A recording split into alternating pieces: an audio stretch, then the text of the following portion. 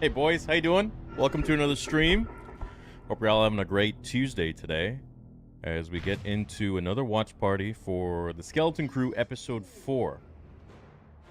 Enjoying the show so far? Having fun? Chill show? Chill stream? Happy to be here with you guys and hang out.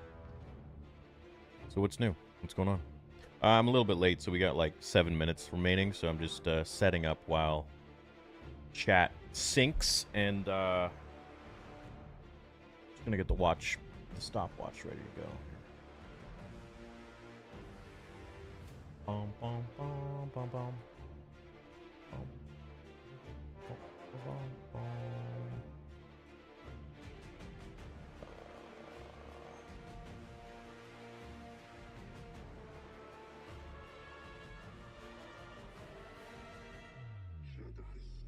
There we go. This is like one of the best tracks that he ever made, dude. I swear.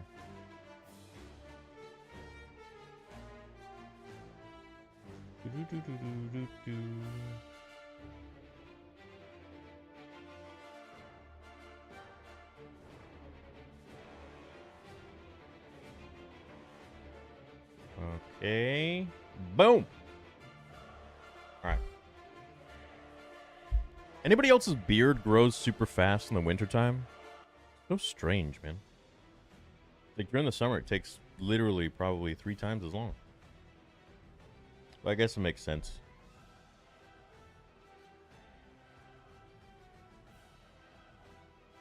Oh, got my tea. I got the chat. I got my boys. Ready to just hang out. Have some fun. What's up, Rossi? How you doing, man? Just a bit under 4 years. Where does the time go? Well, I don't know, but we got another great 4 years to go, man. And then another 10 after that. What would Qui-Gon's thoughts be of the Clone Wars if he were still alive? Would he have participated, or would he have left the Order in disagreement? I think he was on his way out, man. I think he was ready to leave. Which, good question, by the way. Last night, I recorded about 3 different videos on lore, on just some of the old stuff. Like I retouched on Order 65, and man, I don't know, like I haven't had this like feeling of just wanting to get back to the old school kind of content in years. I just, yeah, I was like so, I don't know, so motivated, so happy. It was really nice to record again and just be in my recording room, and like, because I got 2 rooms. Well, 3, I guess, but 2 with, like, this is the streaming room. Anyways, yeah, I feel really, like, motivated to make the same old content I used to make, so we'll see where it goes. That's good. New Vader screenshots are coming. Yep, definitely.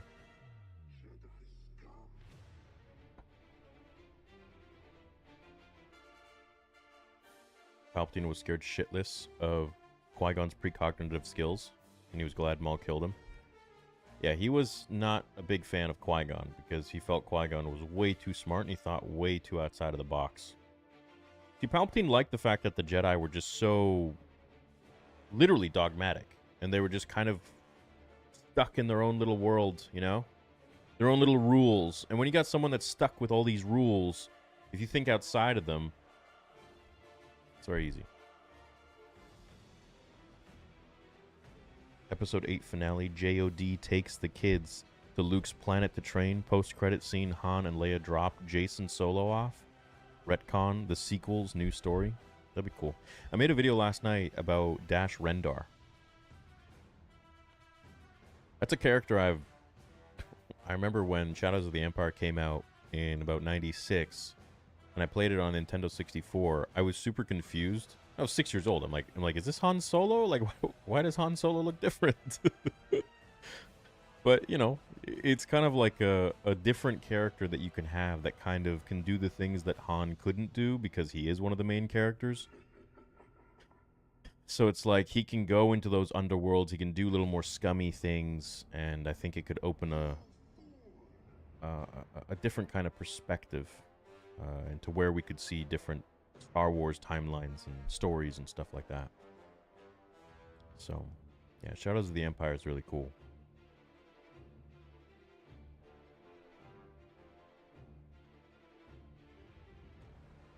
If they just adapt a lot of the legend stuff, man, the stuff that George was around for, I think, yeah, I think that'd be cool.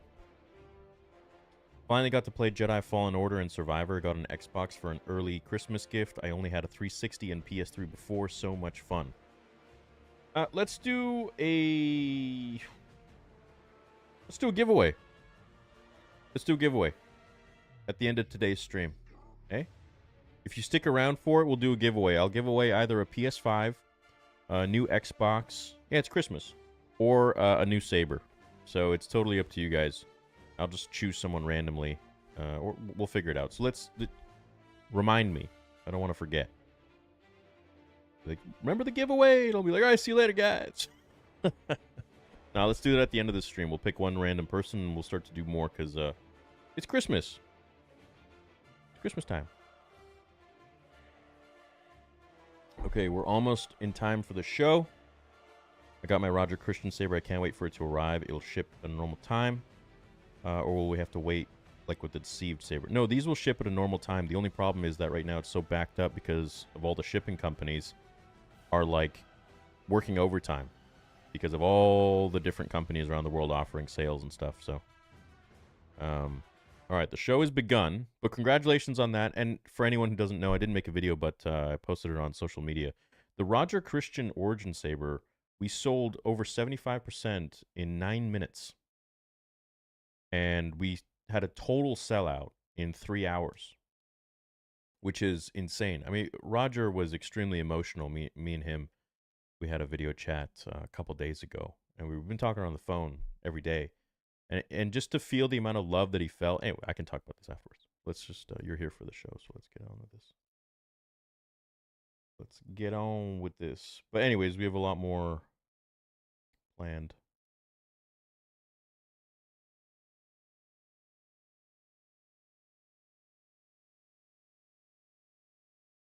Okay.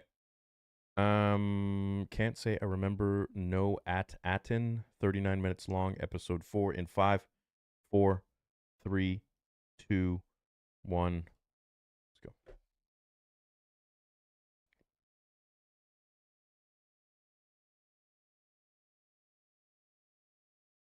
Whoa, whoa. Why do I have ads? The fuck is this? Why am I getting an ad? Oh, shit. They're actually throwing an ad. Oh, shit. They're throwing an ad inside of their own thing, man. Huh. Okay, so that's not really true to, there we go. Interesting. Okay, so that's the actual time.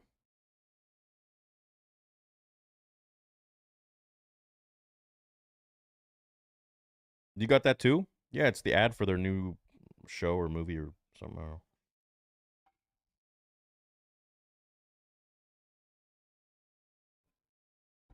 Yeah. Well, I don't think they have ads. They they wanted to advertise their own show or something coming out. I just saw an update on that. There was like some controversy because there was a trans character, and then Disney decided to take out that part because they. What did they say?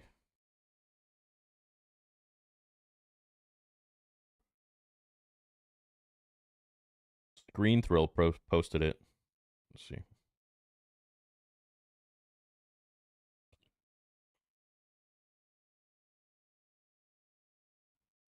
Okay, well, my shit's not loading now, so that's freaking annoying.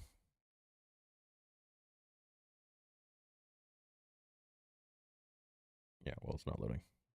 But anyways, they removed it because they were like, we feel like parents should have that conversation with their kids if they want.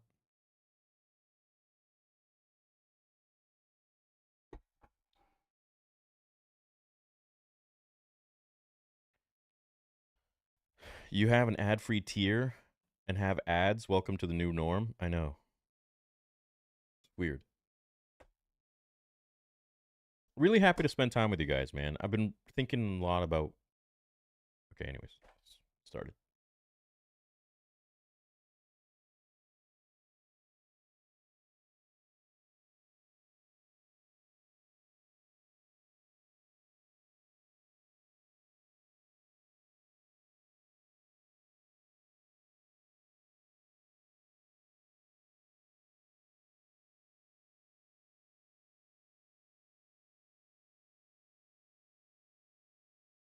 Oh, thanks, Star Wars Geek.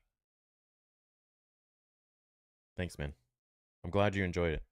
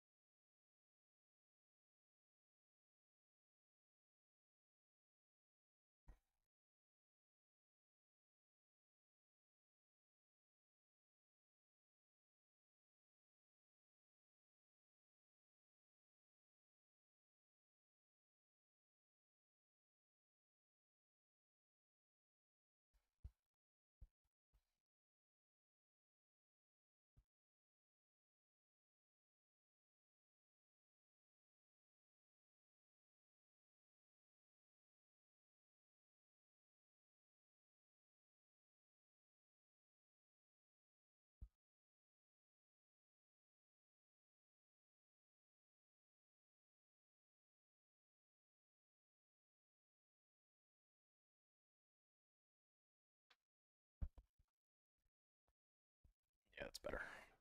A little more cozy with the lights off.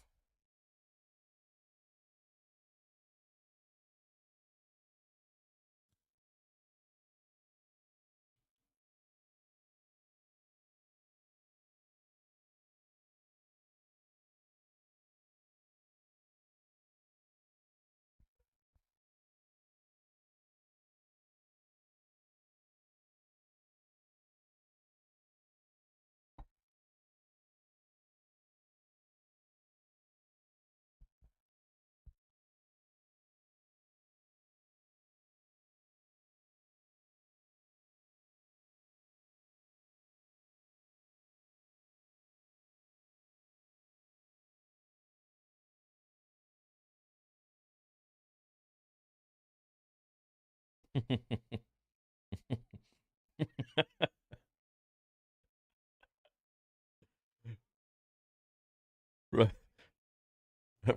I love this droid.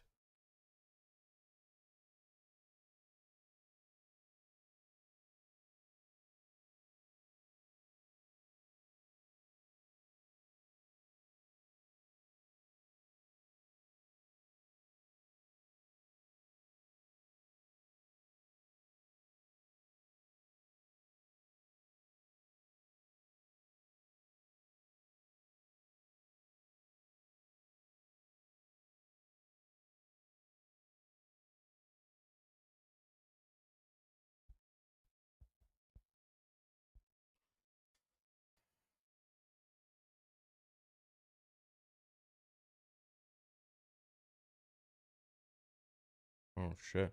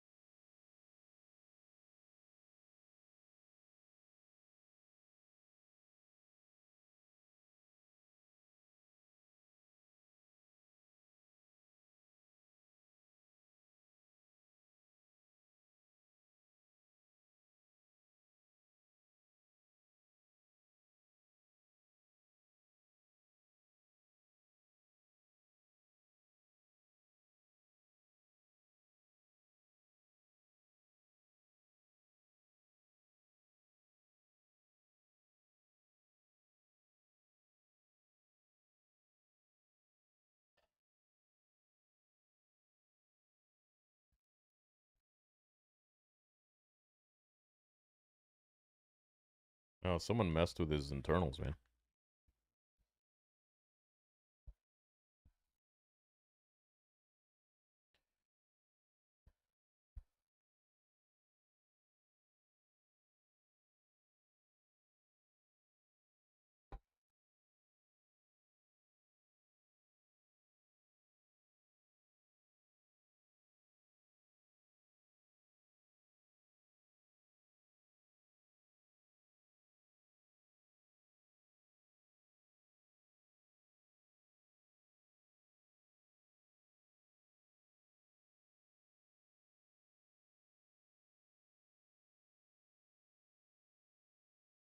Hmm.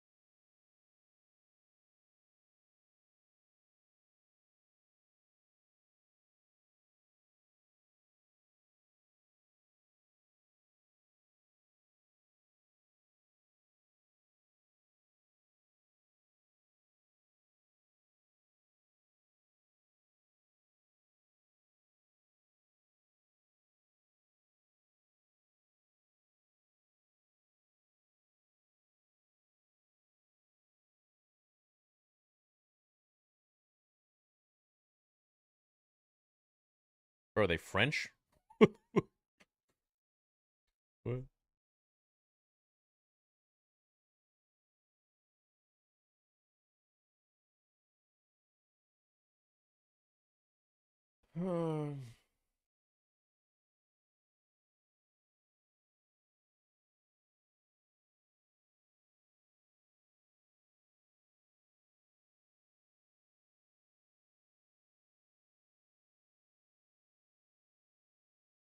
Oh shit! Is that a? It is. What the hell?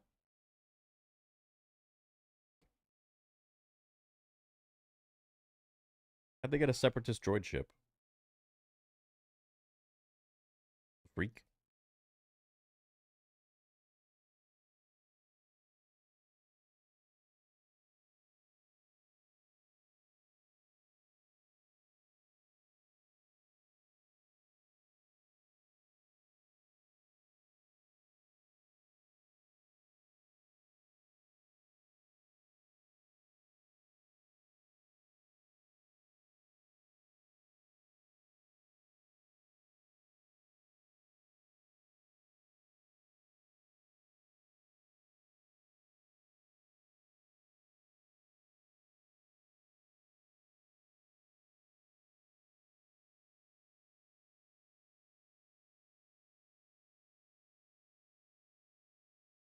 Yeah, literally.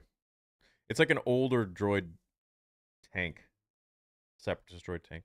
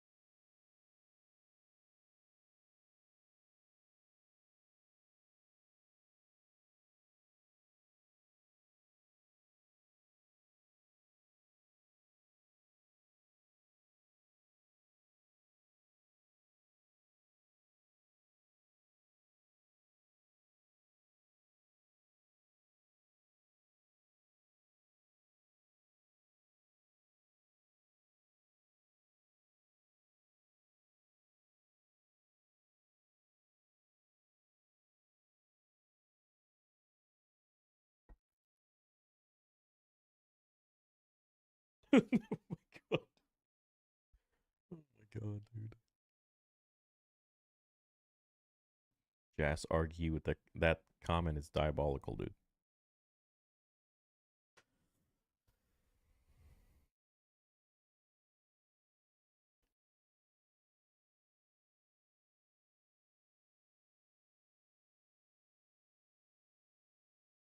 Theory's facial expressions are spot on.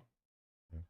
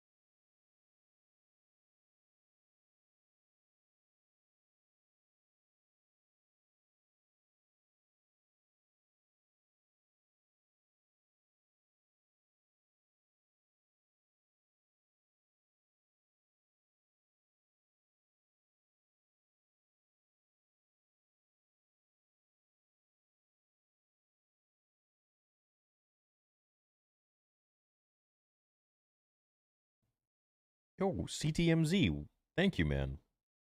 Shit.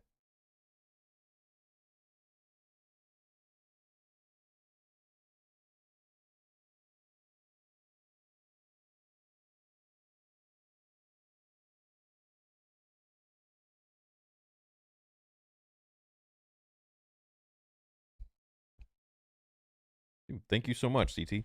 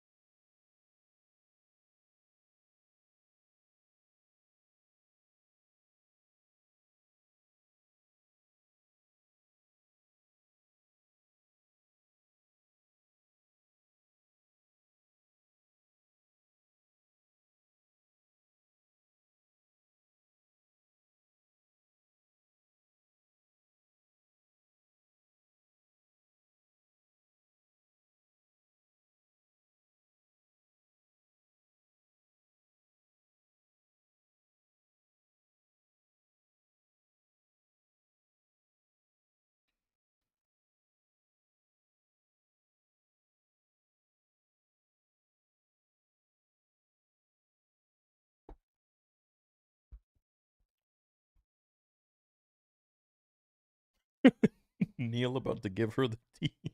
What the fuck? What the hell, man? Uh,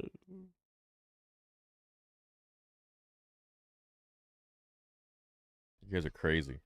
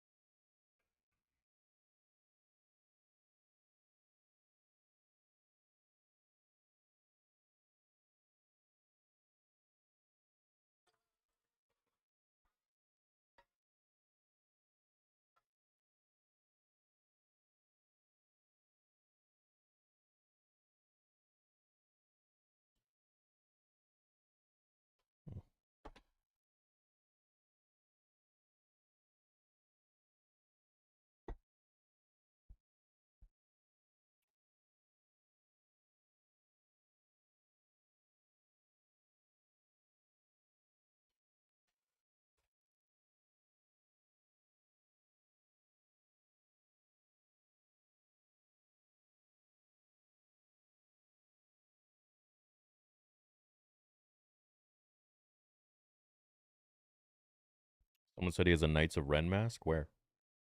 Who?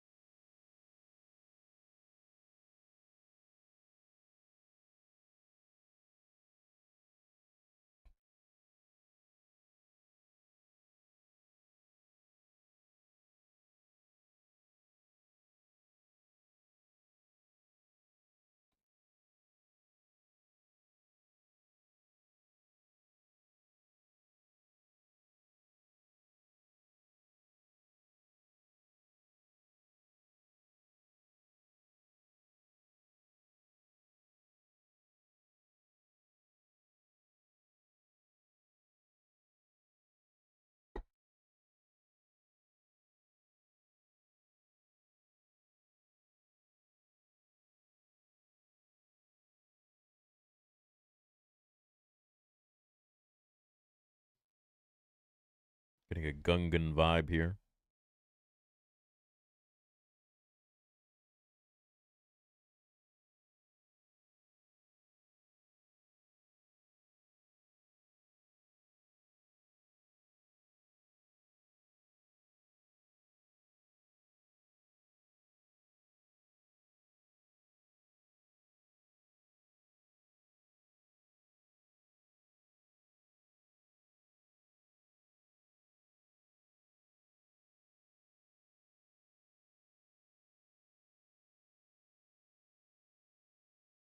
Hey, what the hell?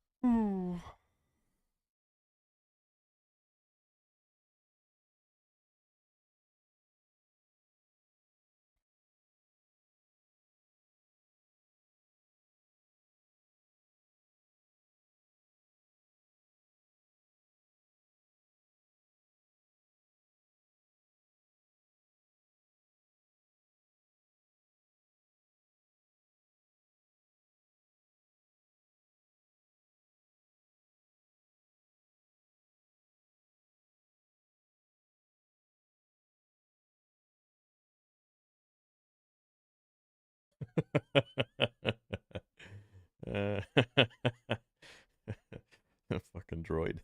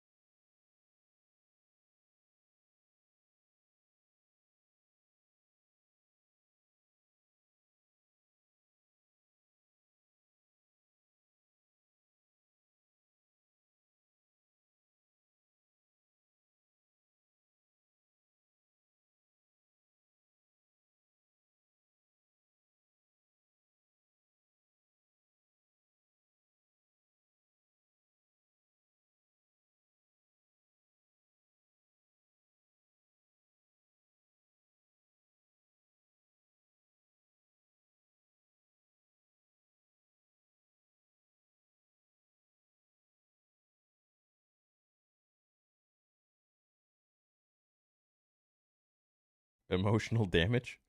What the fuck? Yeah, you guys are funny. I'm trying to make something right now for the channel. Hold on. So I'm looking at my phone.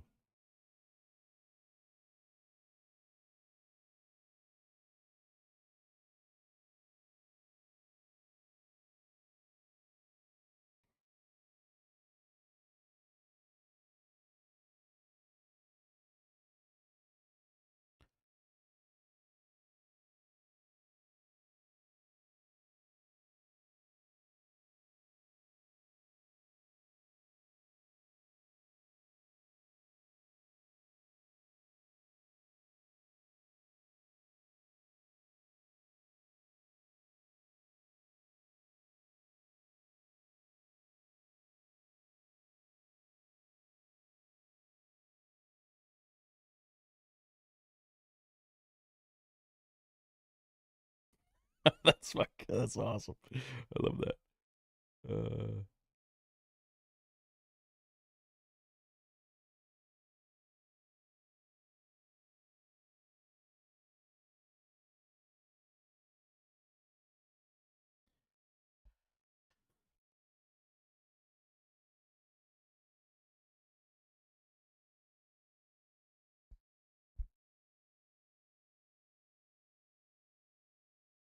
Oh, dope. Now they can go to all the different planets.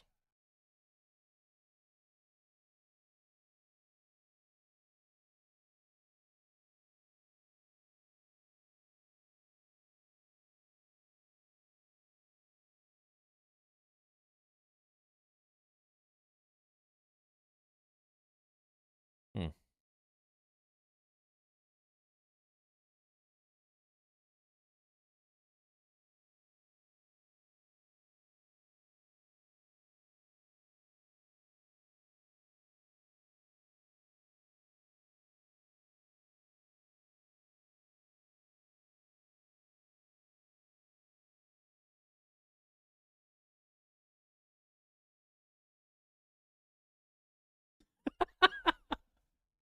Bro, uh, this droid makes the whole show.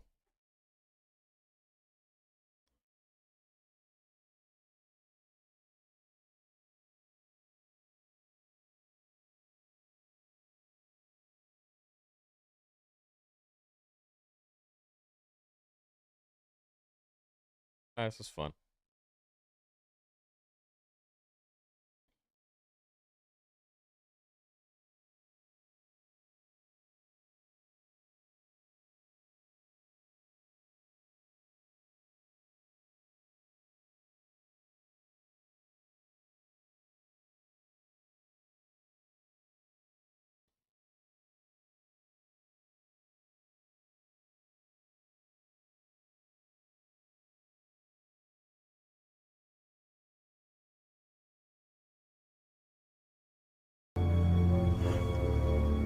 Forgive me.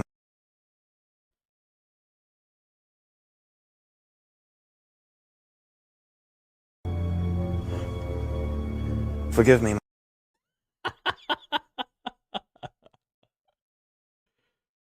Cool.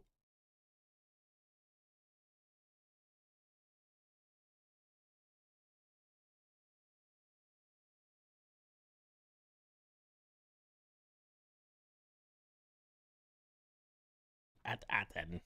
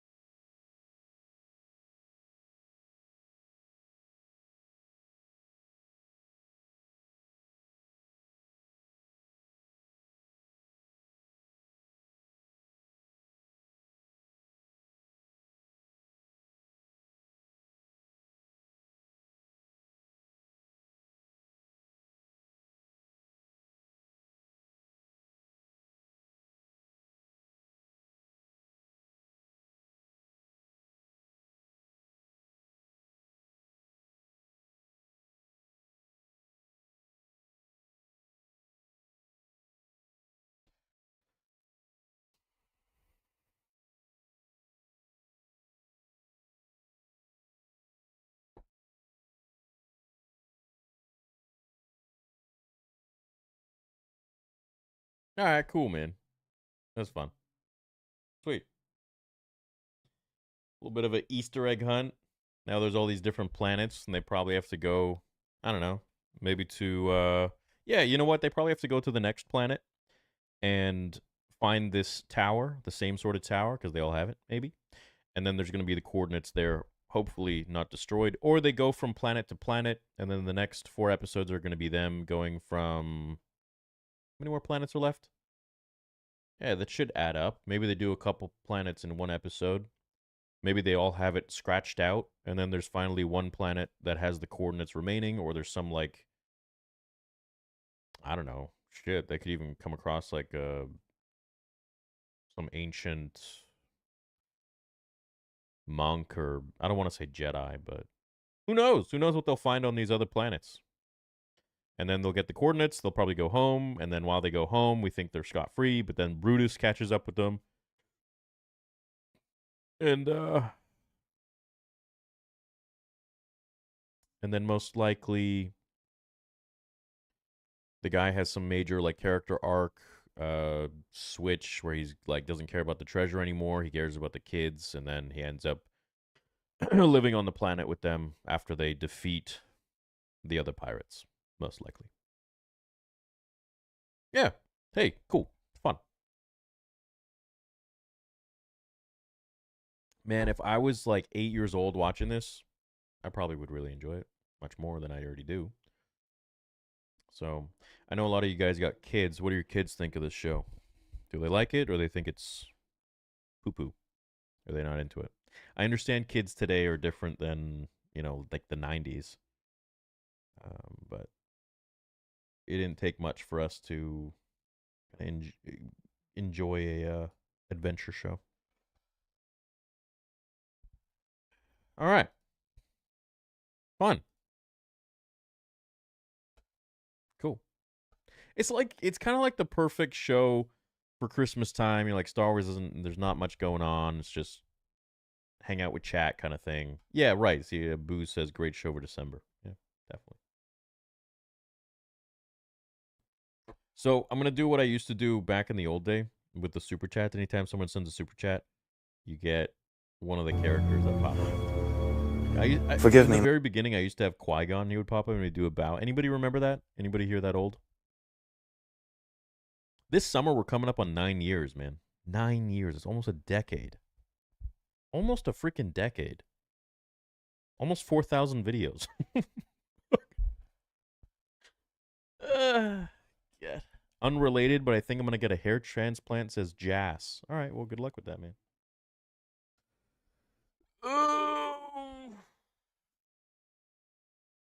Kids like it, like how it's more lighthearted than Stranger Things. Yeah. So far, it's not as bad as I was thinking it was going to be, says Jenna. Yeah, well, after The Acolyte, who really knew how bad it was going to be? Couldn't get much worse than that. I'm just happy we're getting something that's just, at least so far, doesn't ruin anything. You know what I'm saying? Yes, bro, been a supporter from the beginning. Oh, Trinity, you remember? Thoughts on KK Legends trailer? What is that?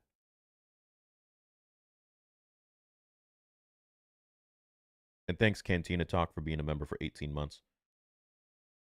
Theory don't know nothing about At-Atten. Absolutely.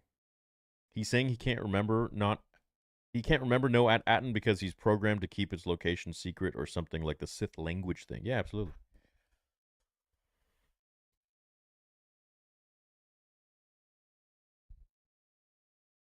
I don't mean to sound pushy, but I was wondering if you saw my Instagram message about our interview for my podcast. I hope you're doing well. No, was this in a request so if we've never DM'd before, all the messages go to a requested folder that I have to click on and then scroll through. So I have not seen that. Neil about to show her his Max Rebo. Damn, bro. They're kids. Love the content. Got any big plans you're excited for in 2025? Yeah. I mean, Vader Episode 2 is coming out in 2025. And then there's so many things for Theory Sabers that we're releasing and working on, developing.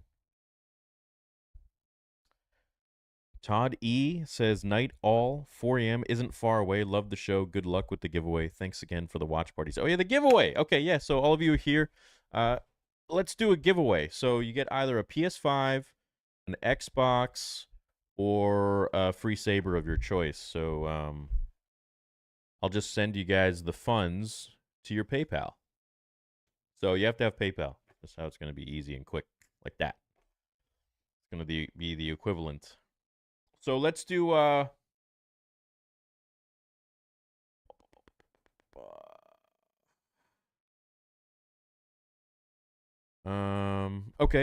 I'm going to post on my Twitter right now. So go to my Twitter right now. I'm going to post and then I want you to comment something. Let's see. What should I post? And then we'll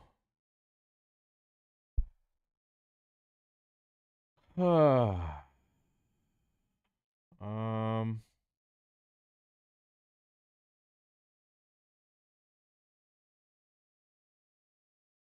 hmm.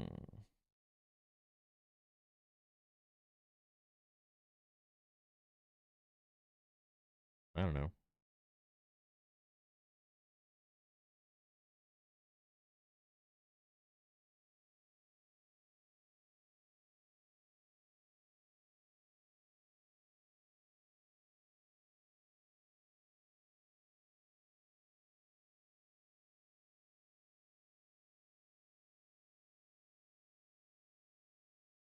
Mm, mm, mm, mm, Why is this?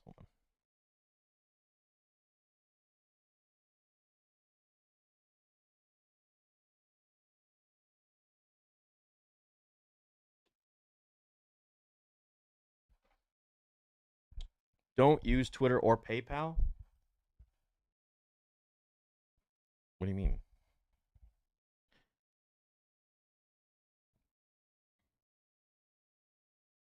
Okay, yeah, screw it. Let's not do Twitter. Let's do Instagram. I like Instagram. I'm more active on there than anywhere else. Okay, let's do geez, I don't know. Okay, yeah. I'm gonna post. Okay, here we go. Got it. I'm posting something on Instagram right now. Go to my IG.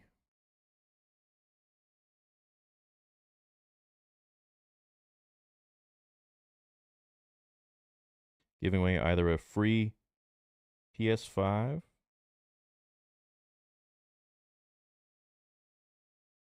What's the new Xbox? S or some shit? What?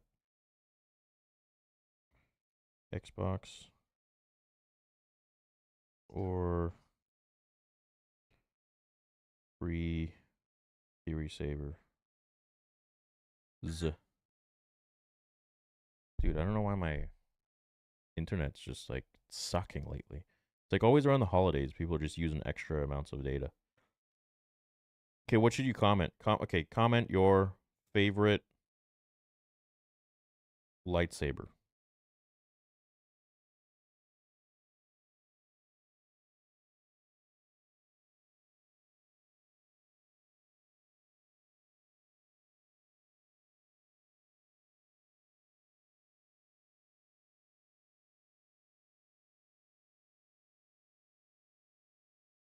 Okay, I posted it. Just go and comment your favorite lightsaber, and I don't know. I'll choose one on stream right now in the next like 5 minutes.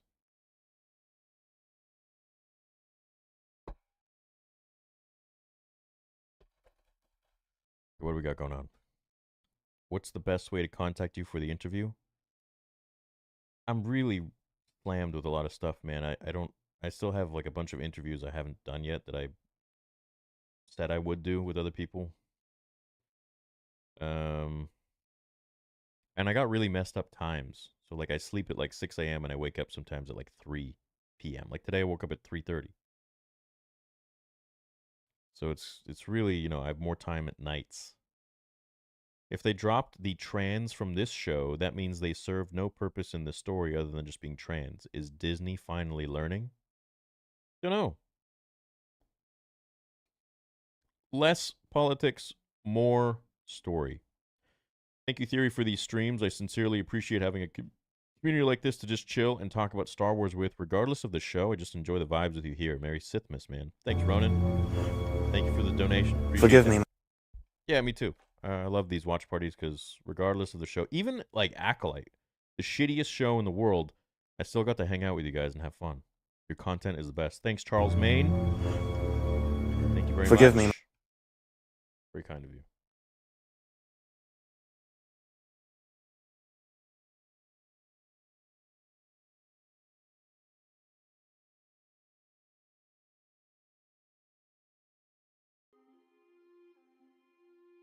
Night's work for me and my co-host.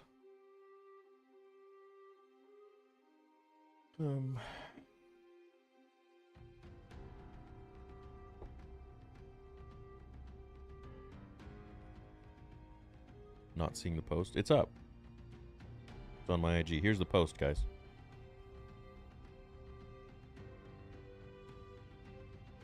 So, it's on Star Wars Theory Instagram.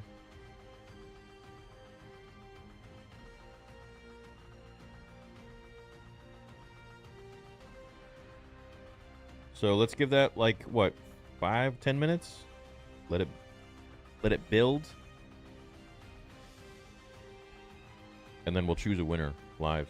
And if you got PayPal, I'm gonna give you the money for the equivalent to the PS5 or the Xbox, or I'll give you 100% off coupon code, or I'll just actually have the guys. You reach out to the guys, and you'll get a free saber of your choice. Rossi said he doesn't want the snip sabers anymore. Okay.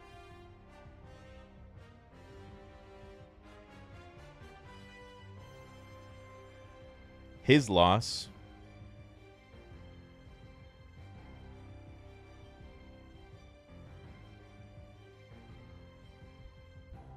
Because they're looking pretty good. Zell? We don't have Zell in Canada.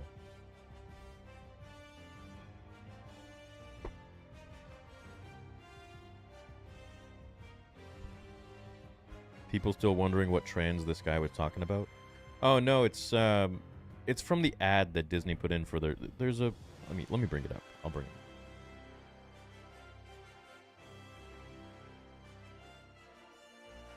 Oh my god, bro. This internet is driving me nuts. It's never been like this. Okay, so here you go. Disney removes transgender storyline from Pixar's new series. And that was the trailer that we got right before the show. So Disney said, when it comes to animated content for a younger audience, we recognize that many parents would prefer to discuss certain subjects with their children on their own terms and timeline, Disney said in a statement. So, Disney has removed a transgender character storyline from Pixar's new series, Win or Lose. The character remains in the show, but a few lines of dialogue that reference gender identity are being removed.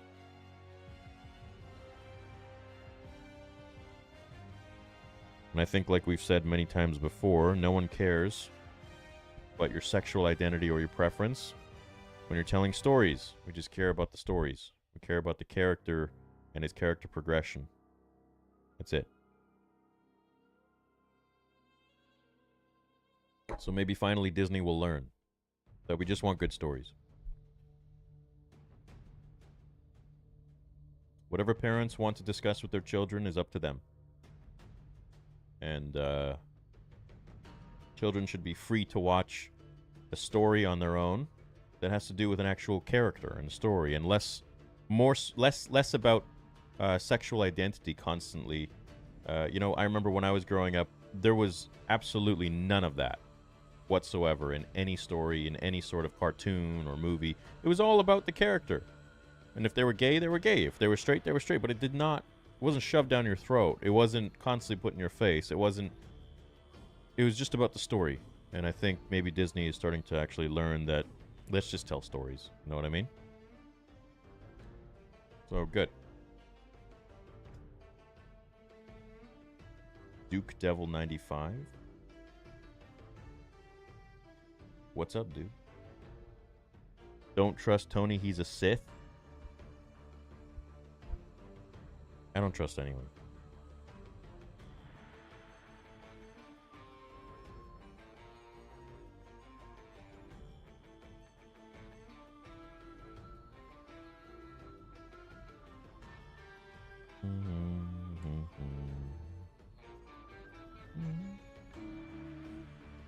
Okay, so the comments are rolling in.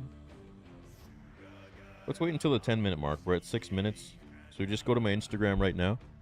Comment for a chance to win the money for a new PS5, Xbox, or a new Saber. Have your choice.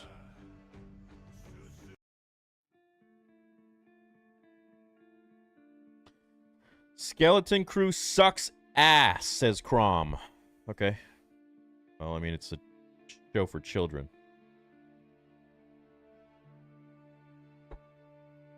I guess you don't like the Page Master either. Gen Z is a weird generation. I'd say weird people are just weird. I wouldn't really narrow it down to a generation. But I'd say, yeah, probably most of the Gen Zs are... Well, it's brainwashing, man. They've become very, like, easily... What's the word? Offended.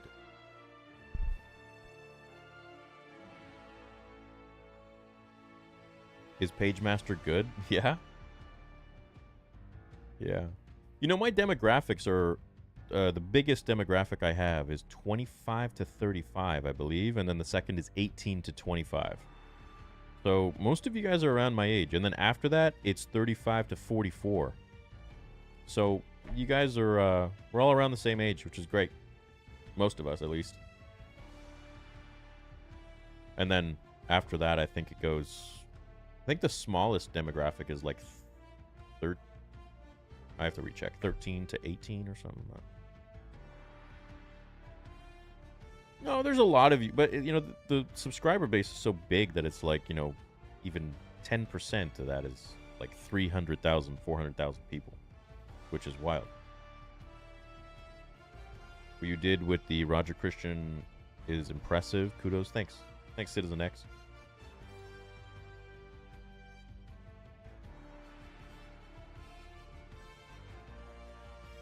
I'm 52, I'm 41, 50, 17, 30, 19, 23, 23, 45. I'm 36 next month. Right on. In 2 months or 3 months, I'll be 35. I don't know. I don't like.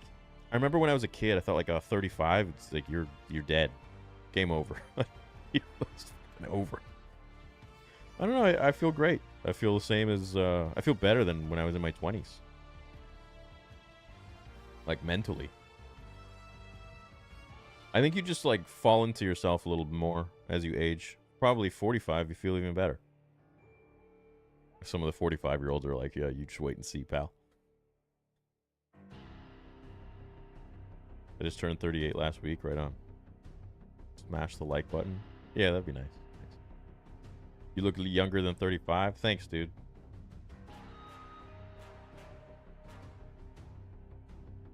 I'm very young at heart.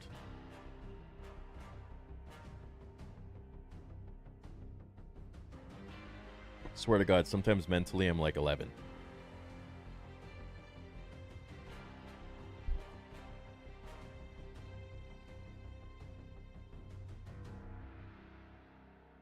Just you wait. Well, I turned 52 in a month, but still think I'm 35.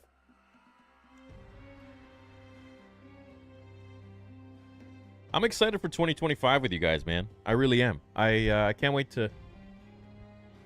I'm really not a believer in like being a big talker and being like, you know, I feel like the older I've gotten, I kind of just let results speak for themselves. But I just want you to know that you will be extremely entertained in 2025 with the content, with the Vader movie, the episode 2, the vlogs that we're going to be putting out in 2025, and of course, if you're a fan of the Sabres, which I know many of you are, and thank you for that. The stuff we have coming out is it's going to be a very fun year, very hard-working year. A lot of work needs to be done, but I think it's going to be great. So I'm very excited for 25, and 26 we'll have Vader episode 3, and we'll have even more stuff taking it to the next level. So I'm excited to experience all of this with you guys and go through all of the hurdles and, you know, have fun. You guys will see. What up, Timify? He says he's 29. Have you seen the John Williams documentary on Disney Plus? No, I have not. Okay, so I think it's been 10 minutes.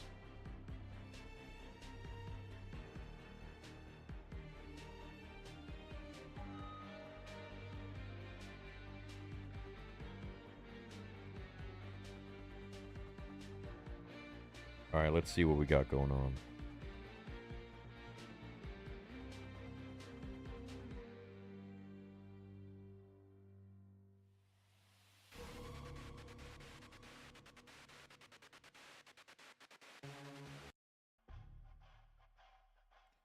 Okay, we have 555 comments.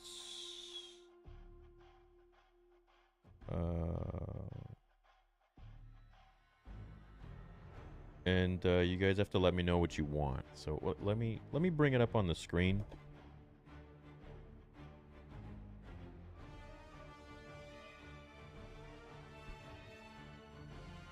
Just so we be doing everything legit.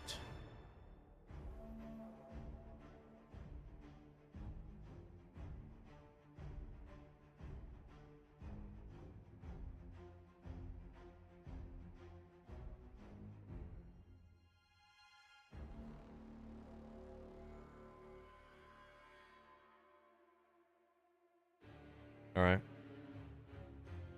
Oh, I love this theme. I love this theme, dude. Hell yeah. The first time I heard this theme, obviously, was Empire Strikes Back, but it was very prominent in the game Shadows of the Empire, 1996 on Nintendo. You guys remember that? Taking it back, dude. We should stream that game. Even though it's an old one. How big of a brick are you going to drop when George Lucas is announced as the new Lucasfilm president at Celebration 2025? Man, if that happens, I'll shave my head.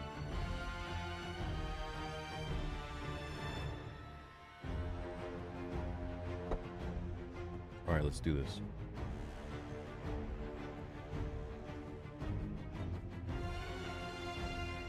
Boom. All right, we're capping it there. I'm just gonna scroll down, and whatever we get to is whatever we get to. Okay, you ready? Oh, it's gonna be one of these stupid things again. Damn it, dude.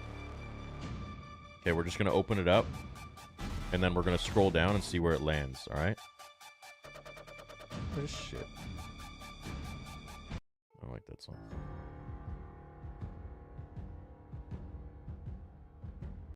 Boba Fett theme is the best.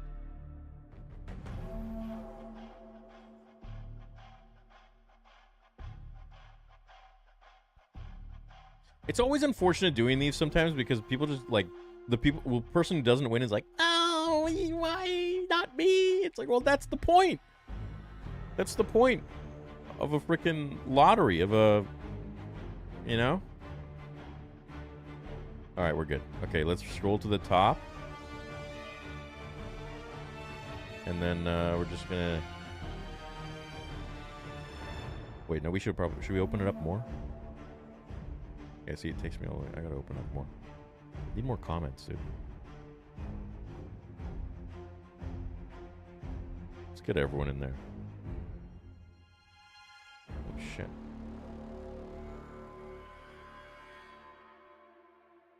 Let's get a poll going as well. Spam 1 if you want a new PS5. Spam 2 if you want a new Xbox. Spam 3 if you want a new saber from Theory Sabers. With any font package you want.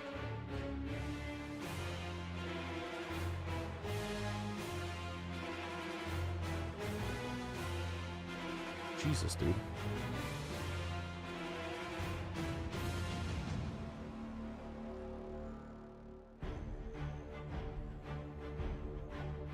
This is fun. I miss these kinds of interactive watch parties.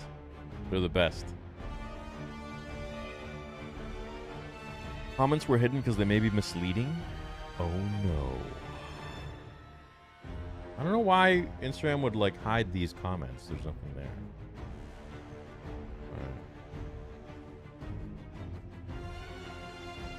Go to the top. Okay. You guys ready? Here we go. Oh, I can't do it to this shitty song. Hell no.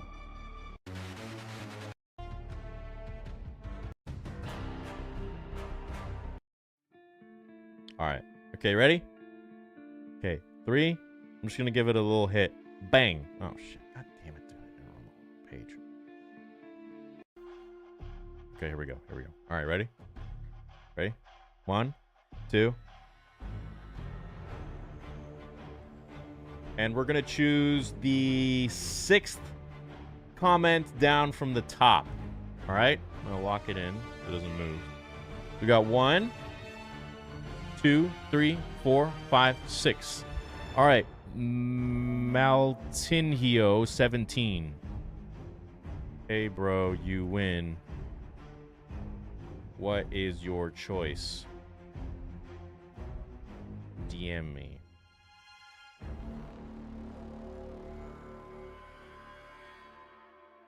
Why is it not sending? There we go. Maltinho. Okay, I'm gonna DM him. I'm gonna take it off the screen in case it opens up my DMs.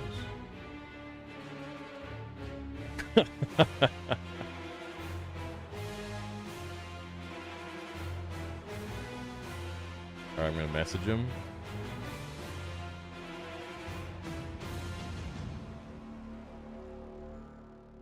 Hey man, you win. What would you like? And do you have PayPal if it's a PS5 or Xbox? Alright, he's typing. He's typing. We'll do another giveaway.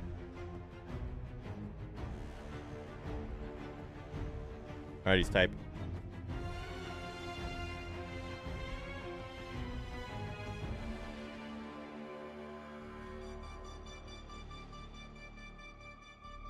Dot, dot, dot. Cannot believe I was at the very top of this. It's okay. We'll do another one next time. Do you guys remember when we saw this, heard this music in the Mando Season 2? Literally next to mine. Hey, man, it means next time you're going to be a winner.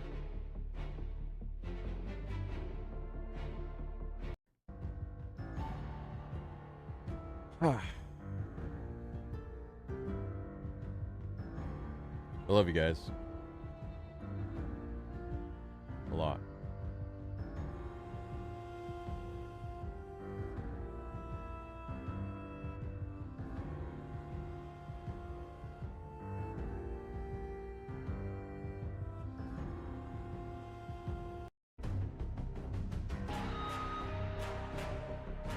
There we go. Hey, oh my god, yes, I have PayPal. I'll take the Annie Chosen One saber. Bro doesn't even want a PS5. He doesn't want a console. He doesn't want an Xbox. He wants a goddamn Theory saber. Let's go, baby. Let's go. Okay. What is your email? I'll have the team reach out. What font pack do you want? And what board and blade length? Hell yeah, baby. Nice, dude. All right.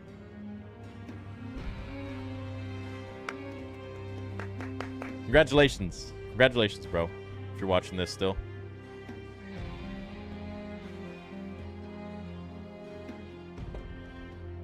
Can't go wrong with that. I'll tell you how much.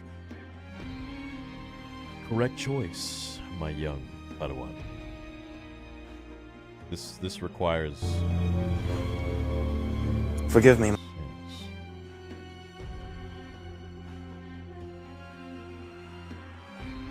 right, I'm going to send his email off to the team. Customer service will reach out to him and get his order in for free on the house.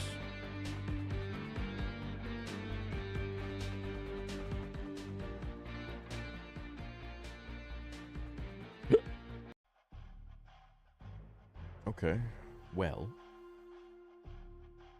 I'll try again next time, I guess. Yeah, absolutely.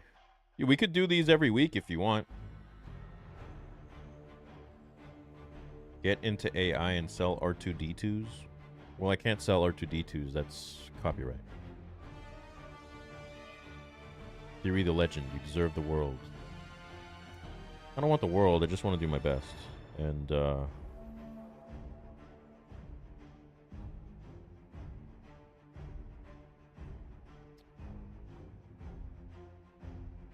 can you recommend me something? Sure. Yeah.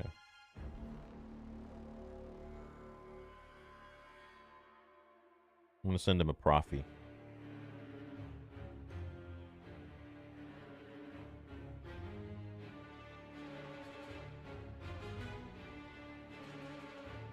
Hold on, guys. I'm just going to send this to the team right now.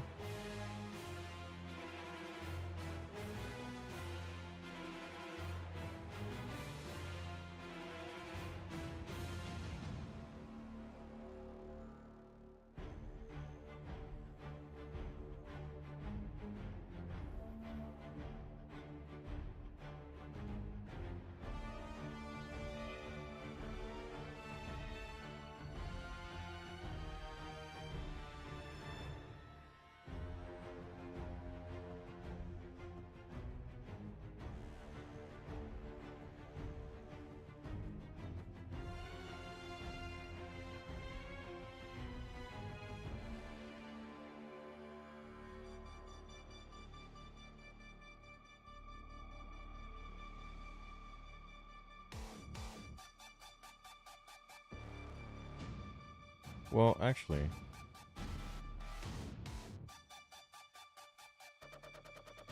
do it now. Just...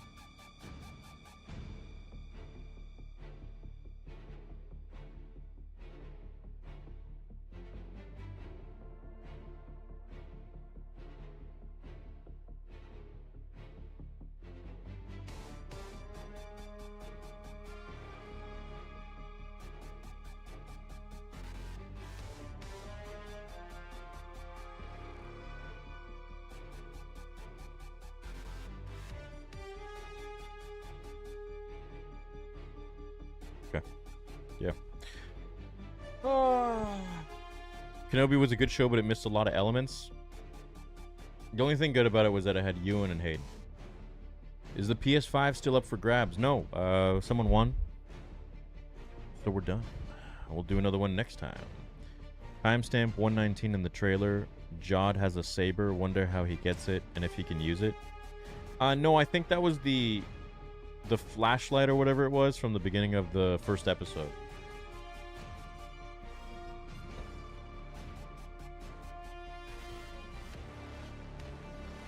Hey, Star Wars Theory, I love your channel and content. I used you as an example to create my own YouTube channel this year after I had successful brain surgery. Hey, right on. So are you enhanced now? Are you like super smart? Just wanted to say thanks. Right on. Congratulations on your channel, dude. Work hard at it.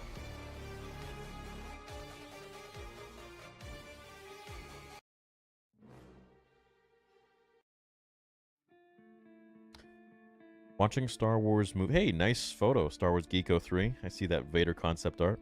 Watching Star Wars movies shows chronologically, and I'm on Kenobi. I hope I somehow enjoy it more because I didn't last time, but probably not. Probably not. Thank you, Rossi. Thank you, Master Kylo. Appreciate that. All right, so he's sending his info. Can't say I remember no at Hedden.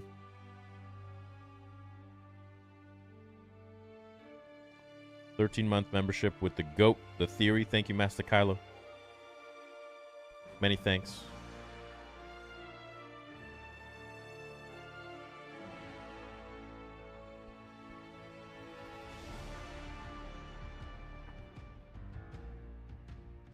Are we going to see Mace in the new photos? Let's see. I don't think so. Okay, so this is his... Hey! He's in Germany!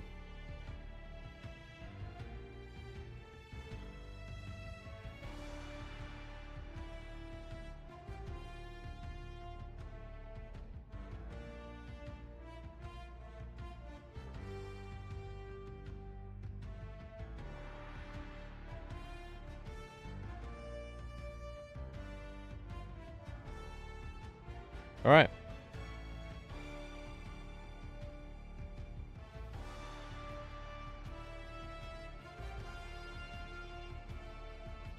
Done. You'll get tracking info. What is today? Tuesday?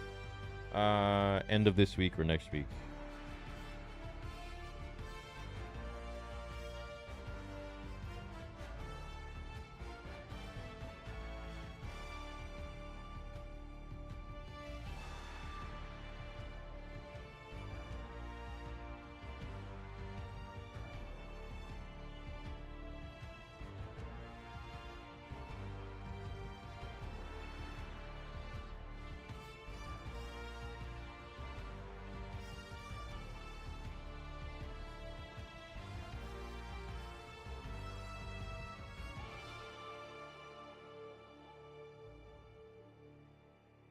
Cool. Done. Your saber is on the way. Dankeschön. Congratulations. Have you watched the show Secret? I gotta pee real quick. I'll be right back. Did we already do a poll? No.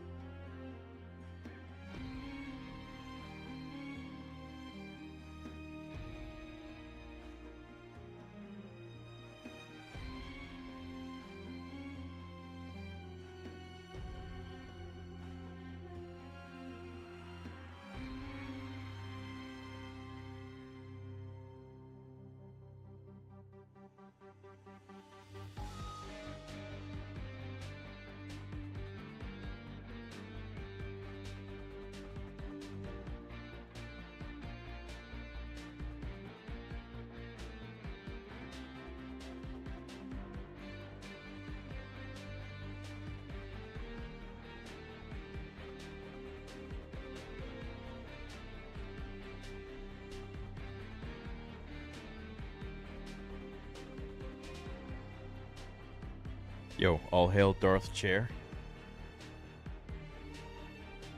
I'm gonna be honest, I think Addon is part of Peridia, New Galaxy. Oh, how interesting.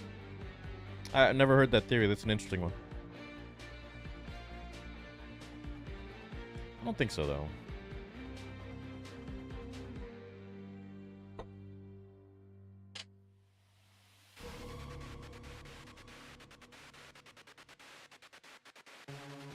Can you react to the Vader Mace conversation by Skywalker Stories? I would love your reaction and thoughts. Sure.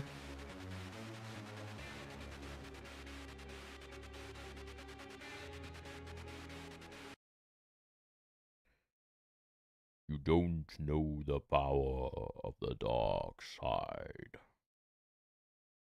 Oh, crazy. It's like it's all, oh shit, you can't see. Hold on. Whoa.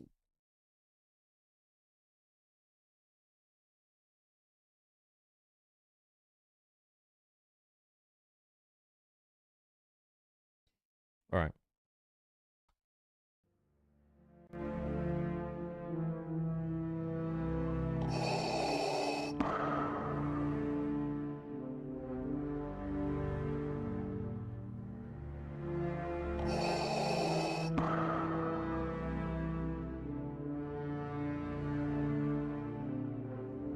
So the Great Shadow returns, not as a Jedi, not even as a man, just a hollow thing bound in chains. You should be dead. You thought a lot of things when you fell, didn't you? Thought you were becoming something more, and yet here you are, less. I am more than any Jedi could ever hope to be, more than you. Is that what you tell yourself to sleep in that metal shell? Do you feel the power coursing through your veins? Or is it fear? Fear that you threw everything away and became a servant to a master who will never let you go. You know nothing of what I've become. Oh, I know. I've seen your kind before. You wear the mask of a Sith. But underneath, you're still the same scared boy who let his mother die a slave. You think this armor hides that? It doesn't. Do not test me, Windu. I don't need to test you. You've already failed. Failed as a Jedi, and now you're failing as whatever it is you think you've become. Tell me, what does it feel like to be Palpatine's errand boy? You know nothing of power. I am beyond you, beyond your narrow vision of the Force. I have transcended. Transcended? No, you've fallen. And the worst part? You don't even know it. You walk the same halls where you betrayed your brothers and sisters and you call it power. But I see it for what it is. Weakness. You couldn't even save her, could you? You dare speak of her? Why not? You killed her just as surely as you killed your old self. You let your fear control you. Let it twist you into this abomination. Tell me, does he still whisper to you? Does Palpatine still tell you you're special? Or has he already moved on to the next pawn in his game? Enough. That's it, isn't it? No matter how much destruction you cause, how many lives you take, you'll never escape. You'll never undo what you did. You'll always hear their screams. The younglings, the Jedi, your mother, her. You can kill me, but it won't change what you are. A slave to a master who doesn't care if you live or die. A failure who destroyed everything he loved. You think you're Vader, but you're not. You're just a broken boy named...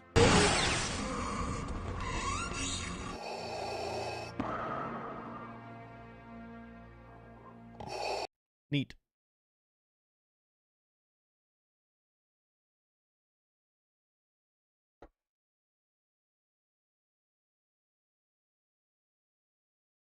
Let's be honest, Vader vs. Mace is the fight all Star Wars fans want to see. Hell yeah, dude. Hell yeah.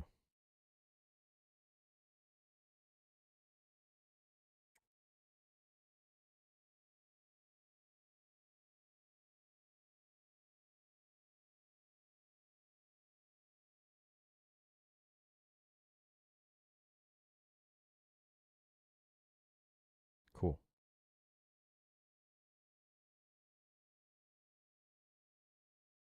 Nice. Hey, he makes fun stuff. Why isn't it? The fuck? Why is the like not working?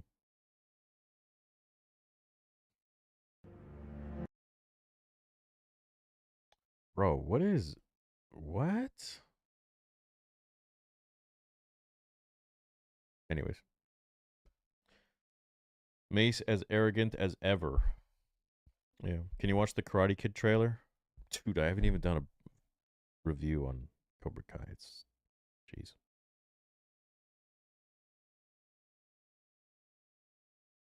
I think we need a video where Vader confronts Dooku's ghost. Thanks for your great content. Always looking forward to more. You're a constant source of entertainment. Oh, scholar and a gentleman. Thank you, Ben. Scholar and a gentleman.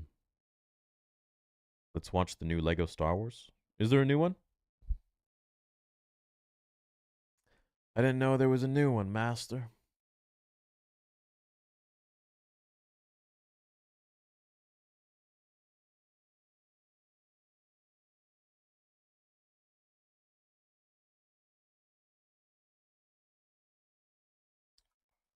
Oh.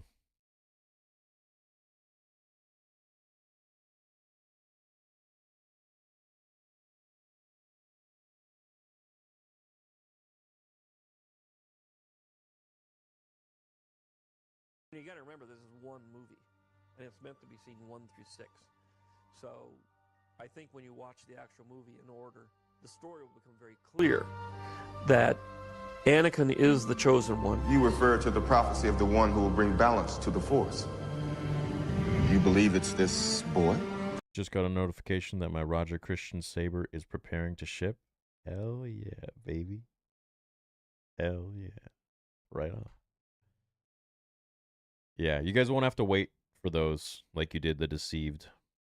Because they're ready. They're ready to ship. All we have to do is just load them up with the fonts that you chose, and they're on their way. And even when Anakin turns into Darth Vader, he is still the chosen one. The prophecy is that Anakin will bring balance to the Force and destroy the Sith. He becomes Darth Vader. Darth Vader does become the hero. Darth Vader does destroy the Sith, meaning himself and the Emperor. He does it because he is redeemed by his son. So, you have accepted the truth. I've accepted the truth that you were once Anakin Skywalker, my father. That name no longer has any meaning for me. It is the name of your true self you've only forgotten. I know there is good in you. So the prophecy is true. And by doing that, he redeems himself and goes from being Darth Vader back to being Anakin again. You're right about me. Tell your sister. What is... Why'd they put that shit guitar music on it? You were right. What the fuck? He probably got copyrighted, the guy who uploaded this. Yeah, there you go. He probably got copyrighted, and so he put music over it. Yeah. Everybody thought of Darth Vader as this big evil guy that Bro, had no heart. What the hell, dude? Just evil. But in the end, it's not that at all. And I mean, here's a guy who has lost everything. I mean, he believes that he's the chosen one. He's not doing wrong things before. All right, well, that's so much for that. Yeah.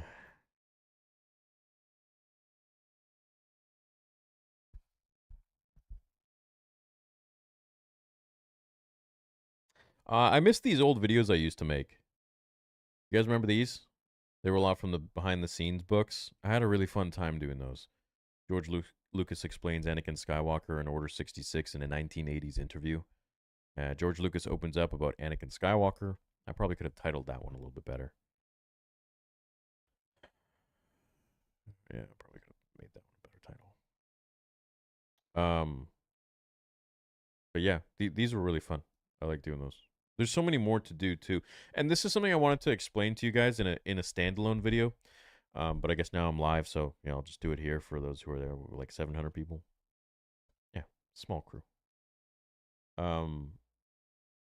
Yeah, look, so for almost 9 years, I've done a video, at least one video every single day, for almost 9 years, on average. And there's almost close to 4,000 videos on the channel, and it's been like, as well as other channels that I have to upload on those when I have time, but Star Wars Theory takes the main, of course, focus, and all my time and passion goes into that. Since starting Theory Sabers, which I announced back in 2020, and then recently in March 31st was our launch day of like the full site. It's taken so much of my time and passion and dedication, and so I haven't made as many videos because I've been so focused on that, and that's just what you have to do when you're trying to run another business and make sure it's done to my standards. Because I don't want to just put out something there and have it be shit and everyone talk poorly about it. So, which is testament as to all the reviews we have and so on and so forth. But anyways, I feel like I'm now kind of getting back into the balance of things after it's been about 7 or 8 months now since we launched, and it's going phenomenally well thanks to you guys, and I feel like I have a good grasp of how to manage my time. So I'm really happy to get back to, and you'll see a change with the uploads. They'll be much more consistent, going back to lore and fan fictions and explanation videos and who is this guy and that guy. And I recognize that Star Wars fans today aren't as excited about those kinds of videos as they were back in 2017, 18, 19, 2020 even. But I still want to serve my core audience that really subscribe to the channel for that stuff, and I'm going to be putting in the work for it. So I just want the few of you who are here. I know Skeleton Crew isn't like a hugely popular thing, and that's why the live streams are much smaller. And once we get Andor and Ahsoka, the live streams will be bussin' again. But for the core audience that are here right now, I do want to let you know that we will be getting back to kind of where the channel really originally started, with the comics, fanfics, explanations, theories, the books, snippets from the books, and me talking about that and all that, and the other thing, and just letting you guys know that it's been about 8 months since haven't been able to do that, but I feel like now I can balance my time a little bit better with everything, because I have a grasp on everything. We're on top. We're good. So just wanted to let you guys know to expect more uploads. So, and yeah, we're going back to the old school stuff a little bit, while still having the watch parties and while still covering some of the new stuff and giving you guys my thoughts on all the new things. And I realized this last night when I was recording stuff. I was just like, holy shit, man. Like, the amount of time I've spent in a dark room in front of my computer screen with a camera right to my mouth, with a microphone to my mouth, is like, it just brought me back, and I really missed it. I really, really missed it. And just to be able to kind of escape into that world of the old stuff, and it just made me happy. And so anyways, it's coming back. So excited for it. And all while we work on the sabers, and all while we produce Vader episode 2 and 3, and that's it. And I'll also be spending more time on my gaming channel, because I really, really like the community there. I really miss you guys there, and I just needed to focus really hard for a good 7 months or 8 months or whatever it is on Theory Sabers, and make sure it's at the point I want it to be. And now I can kind of diversify time just a little bit more. Not a crazy amount, but a little bit more. So it's great. The team has a great handle on things, and we've added a lot more people on the back end, and they'll be able to handle a lot of stuff too. And then the big decisions, of course, I am unbelievably hands-on with. Every day, man, every day. I wake up, I am so excited, I am so happy because of all the new stuff we're developing and creating different things with the sabers and the site and things, options we're making available for people. And it just like ignites my creativity and makes me just so happy. And to know that also this stuff is funding as well. Vader is just, I'm happy, dude. I'm a happy camper right now. So yeah, I love you guys.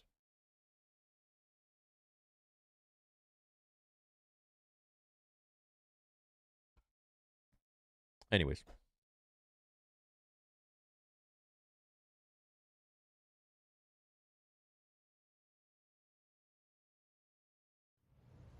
Well, they say all good things must come to an end, and it might have taken 30 years, but at last this particular saga has reached its climax. Coming to a cinema near you in the next few weeks, Star Wars, the 6th and final episode.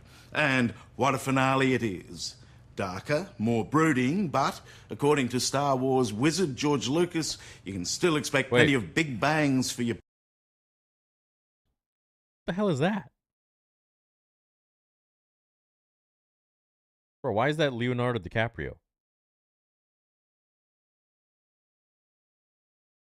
Bro, what the fuck? Is this a real news station? George Lucas interview on 60 Minutes about Star Wars Episode 3. That's just a random ass photo of Natalie Portman. Why is Darth Maul... Like... What the hell, dude? All right, whatever. Bucks. And there's also one last twist in the tale, designed to stun audiences and confound the critics. He was supposed to be Anakin. Yes, I know, but why he wasn't? So settle back and enjoy this special sneak preview with reporter Leslie Stahl. Is this the movie? This is the movie. This is the final movie. In an edit room at Skywalker Ranch, George Lucas is giving us what millions of fans would kill for, a sneak peek at his last Star Wars movie. Its official title is Revenge of the Sith. Do what must be done. It's much more dark. It's much more emotional. It's much more of a tragedy. We are at war, Anakin.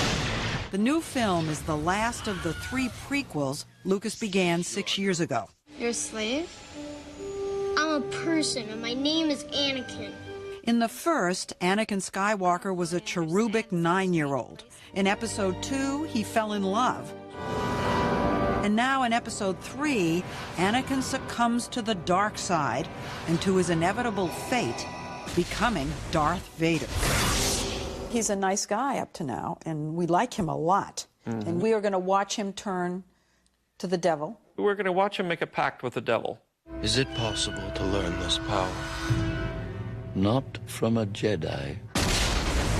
The climactic battle takes place on a sea of fire, lava actually, on a planet filled with nothing but volcanoes. Do you actually take us down, in the biblical sense, into hell? Yes. The lava... The lava at the end... is hell. Yes, it ends in hell. Before that, of course, it has all the Star Wars staples. Jedis and droids and Wookiees. But this is definitely not a kiddie flick. I would take a 9 or a 10-year-old to it, or 11. But I don't think I would take a 5 or a 6-year-old to this. It's way too strong. I could pull it back a little bit, but I don't really want to. Are you happy with the way it all came out?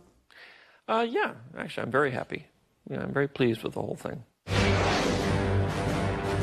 But most film critics hated episodes 1 and 2. Mr. Back! Oh, You something big doo-doo this time. How worried are you that the critics are not going to like this new movie? Gives a shit. Oh, I'm not worried at all.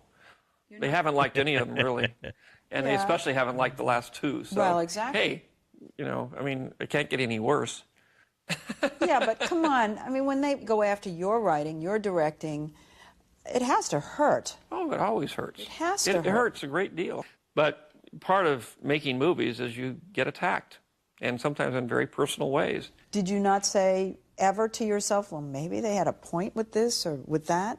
The point is, it's like if you paint your house white, and somebody comes along, well, that should be a greenhouse.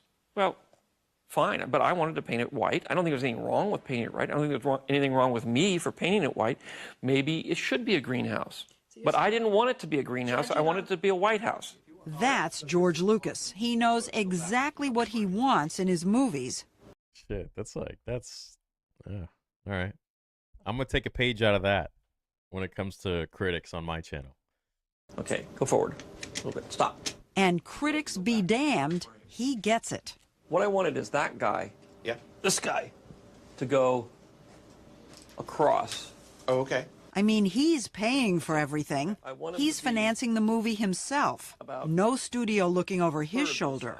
And he owns Industrial Light and Magic, the special effects company where every shot is tailored to his demanding specifications.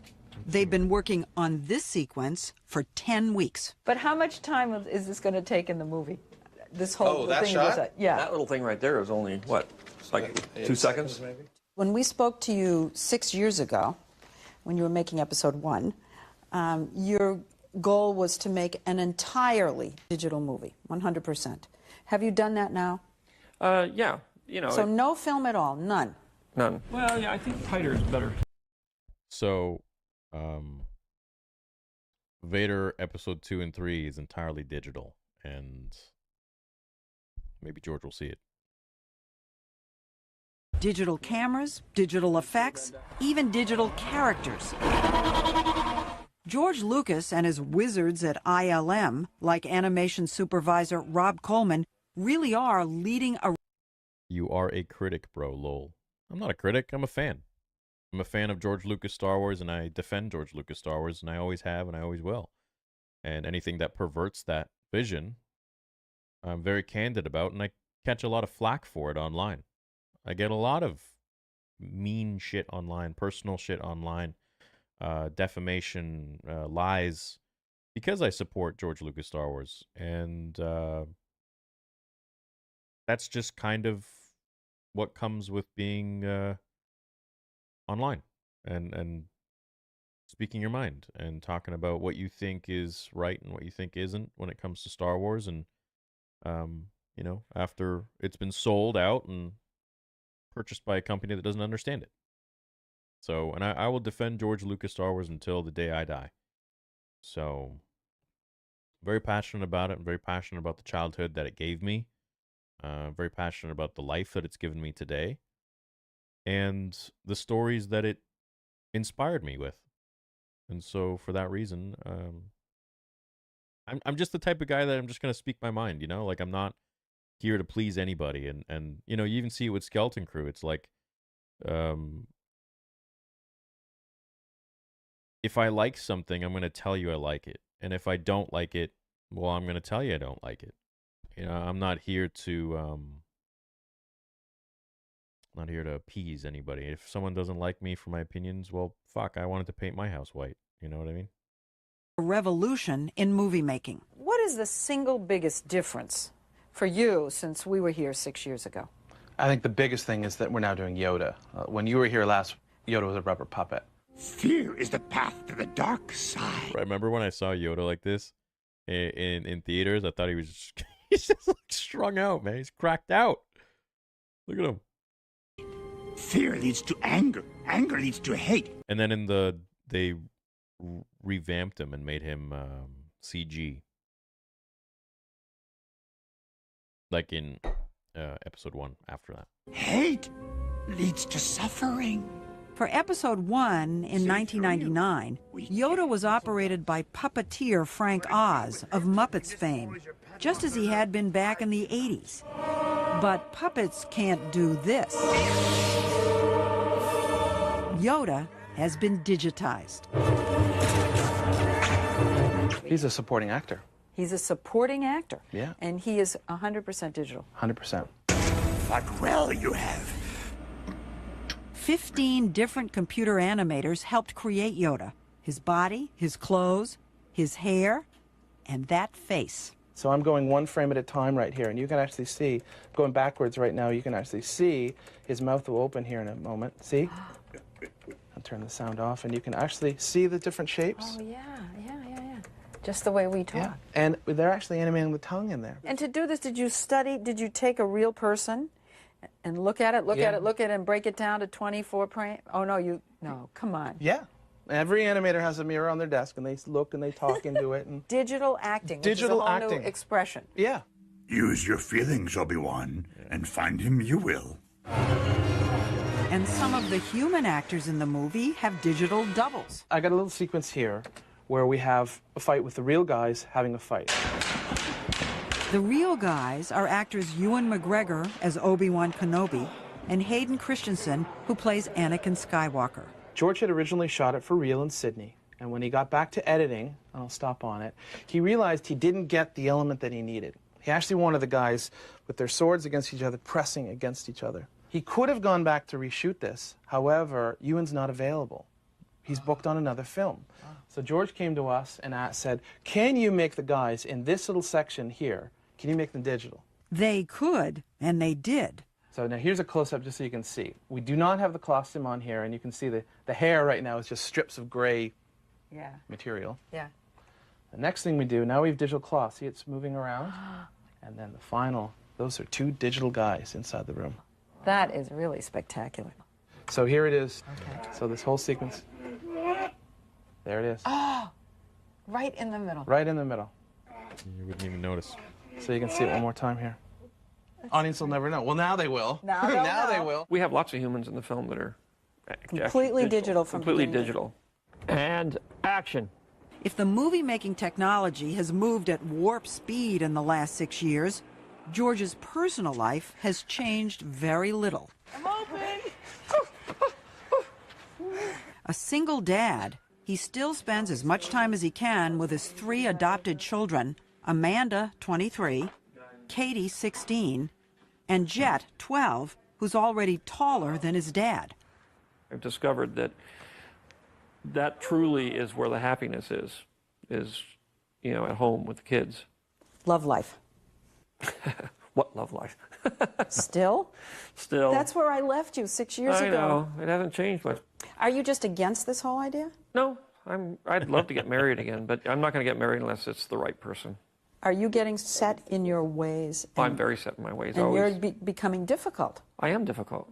But, whoever I'd be interested in now is also the same way.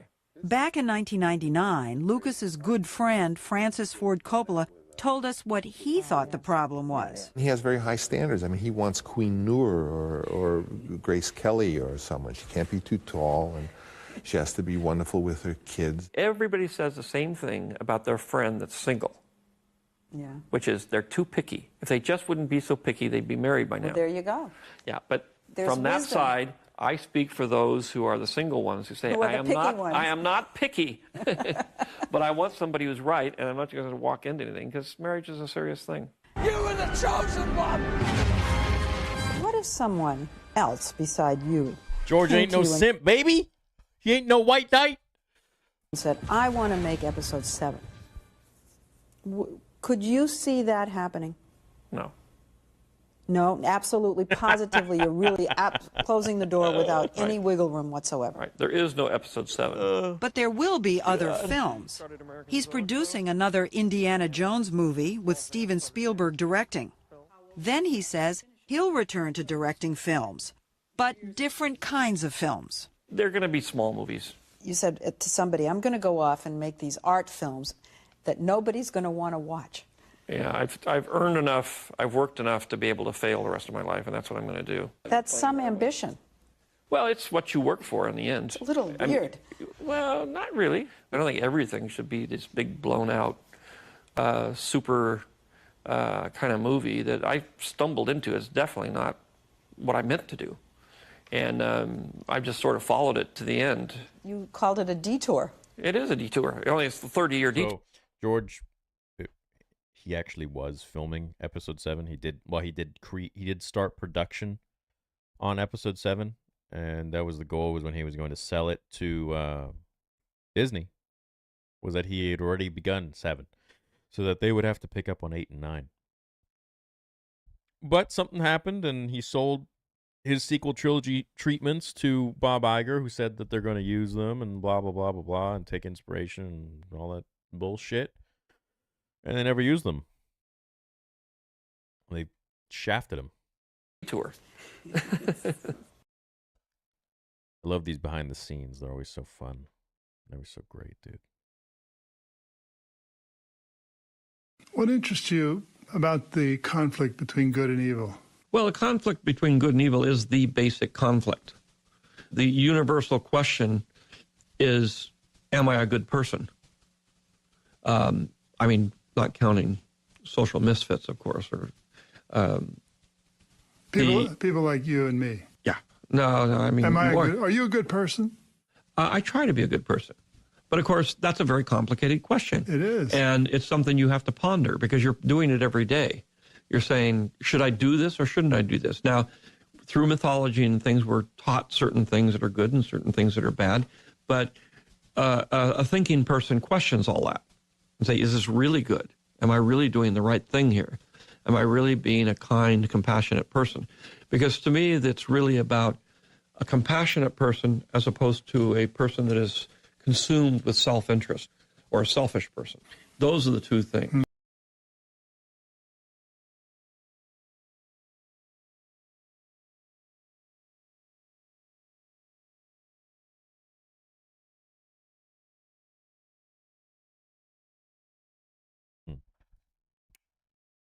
I don't know if I've ever seen this. 2007. I was 17 years old. So last year we were approached by Randy, and she asked us if we'd be interested in creating a curriculum for kids based on the Dalai Lama's book, Ethics for the New Millennium. We were interested, and little did we know that we'd end up in India in March, spending time with students from Nigeria and from Tibet, and meeting His Holiness the Dalai Lama. A lot of what we've been doing is sending our experiences back via a blog that we've been keeping, and ultimately we hope to end up with a guidebook for happiness to help students find their own definition and discover happiness, lasting happiness, and also some kind of web component that's interactive and compelling to students. So we can jump right into questions, I think. Hi, Mr. Lucas. The coming-of-age archetype, I've noticed, is really prevalent in your films. And I was wondering, why is this important to you? Well, one of the greatest... I've never seen this interview. ...decisions you can make in your life is what you're going to do with it. And obviously coming of age is that point where you're transitioning from being taken care of to taking care of yourself. And where you are beginning to become responsible for your own actions. So it's a crucial period, and it's a period where if you make a mistake, it's going to haunt you for the rest of your life. Hi, I'm Luke, and at Mount Madonna we put on a production of the Ramayana every year, and we've been doing it for about 30 years now, so it's quite a long time. And when we're on stage, we can kind of put our own spirituality into the characters because they're so archetypical. And I was just wondering, how did you put your own spirituality into your films? And even did you put your own spirituality, or was it just something that came to you creatively? Well, creatively or spiritually or intellectually, you are your work, which is, it's very hard to separate the artist from what he does, no matter who it is or what they're doing, because your creativity is so interconnected with your inner being that it reflects you as a person. So if you want to know a person, a filmmaker, or even any kind of artist really, but especially a filmmaker, you can sort of understand a lot about them just by looking at their work, and you can understand what kind of a person they are. Thank you. Hi, I'm Madeline. Hi. In Project Happiness, we are exploring the difference between short and long-term happiness. What do you think are the things which most contribute to long-term happiness?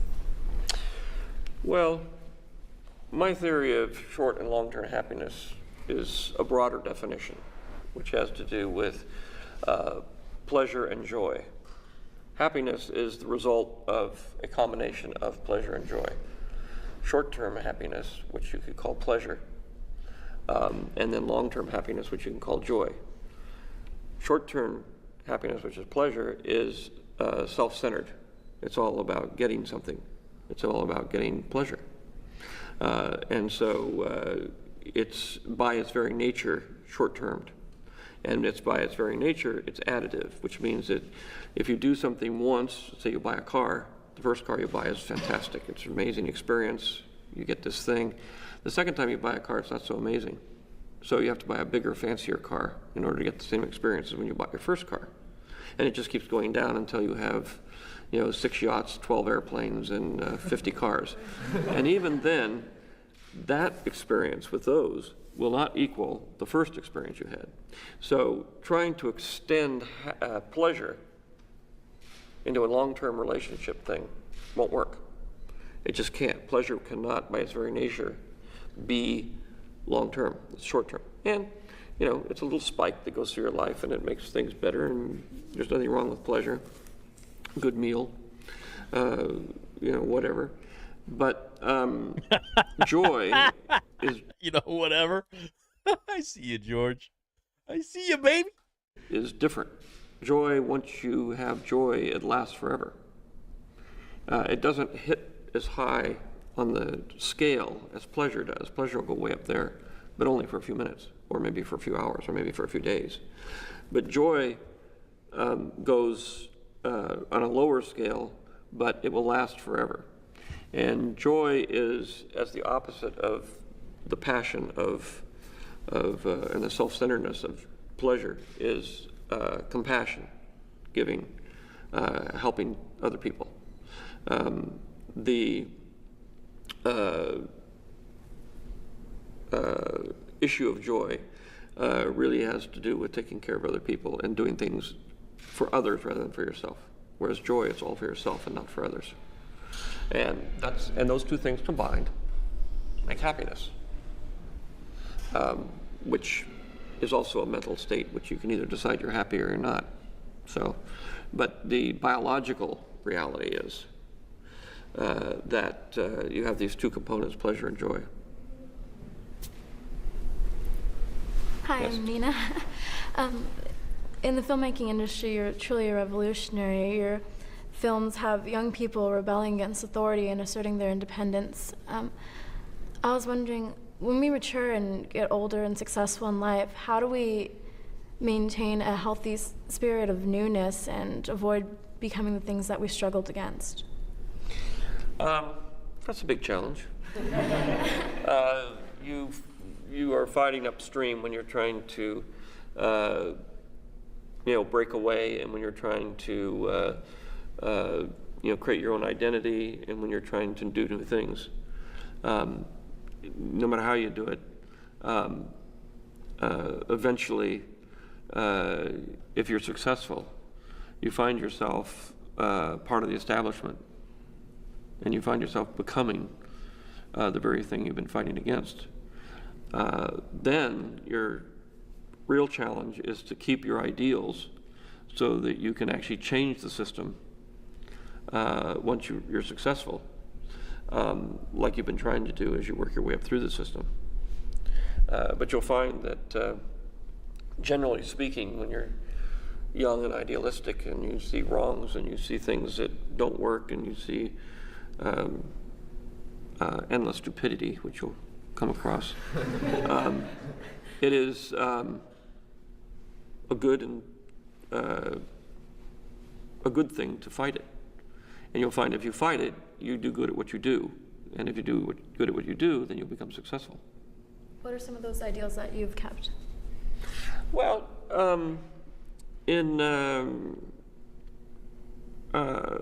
I guess probably the oddest thing you would find is that when I got involved in film, I didn't know anything about film, and I just got involved, and I fell in love with it.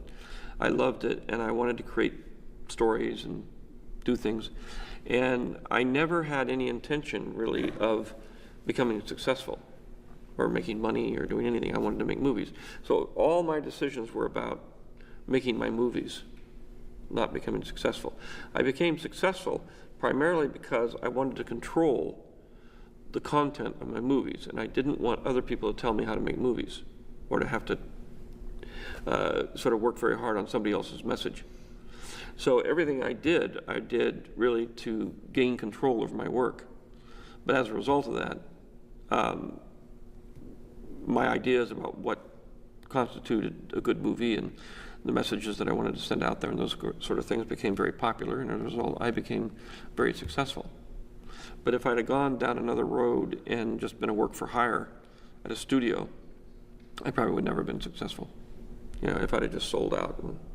And there was points in my life where I was absolute broke, in debt, offered hundreds of thousands of dollars to work in Hollywood, and refused to do it. So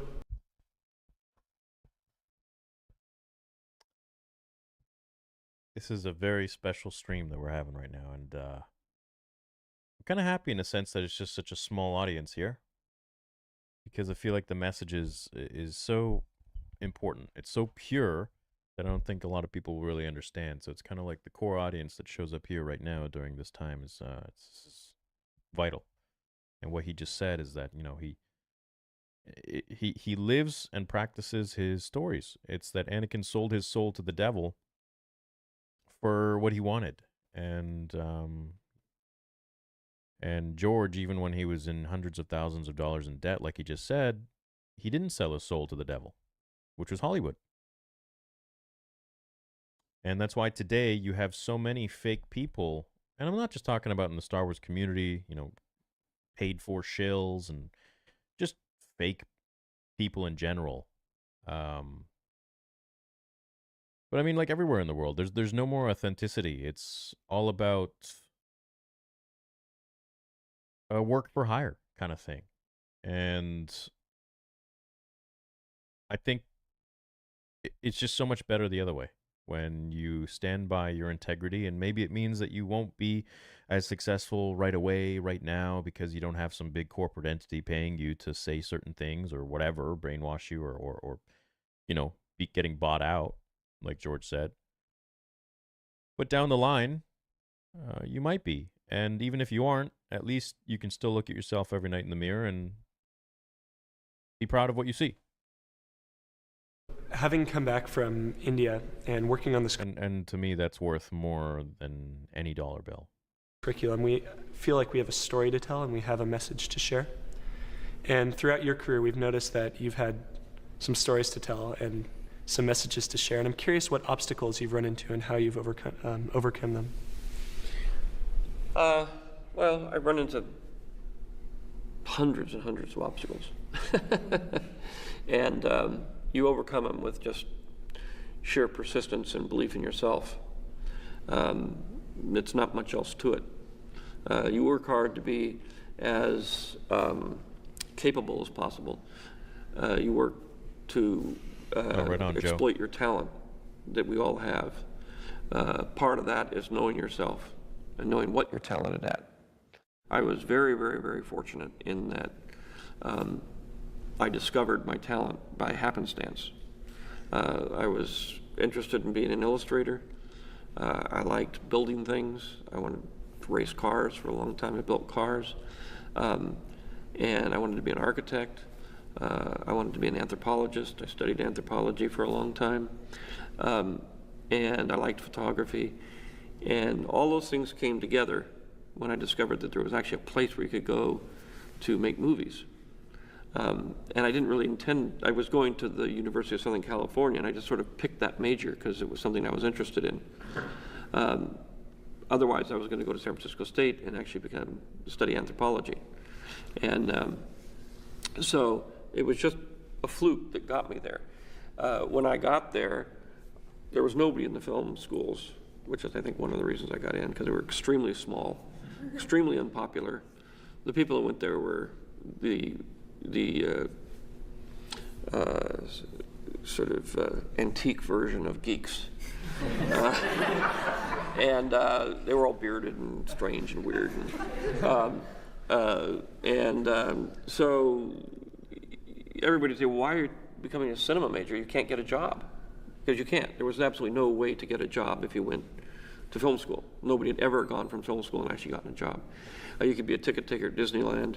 You maybe could do some educational films, maybe work for Boeing or somebody like that doing industrial films, but you wouldn't get into the actual film business. So when I went in and I discovered that I loved this, I said, well, okay, I don't really want to go into the theatrical film business anyway. I want to be a documentary filmmaker, although there was absolutely no documentary filmmaking in this country. There was no place to show documentary films on television or anywhere else. So that was a pretty hopeless exercise. But I decided that I loved it so much, and everybody there at school, there were only about maybe 150 of us, loved it. That's the only reason we were there, is we loved film, and that's all we ever wanted to do. As it turned out, and everything was stacked against us, but I just went ahead. We went ahead anyway, because we did what we loved. We didn't say, my friend was a business major, another friend that was in law school, and my brother-in-law was a doctor that graduated from there. And they were all, you're going to have no future. So we just kept going, and it just happened that, like everything in life, things change all the time, and the industry grew. It just happened that at that particular time when I was graduating from college, which was in the 60s, all the people who were in the film business and had started out in 1910 were now retiring. Not just one or two, but all of them.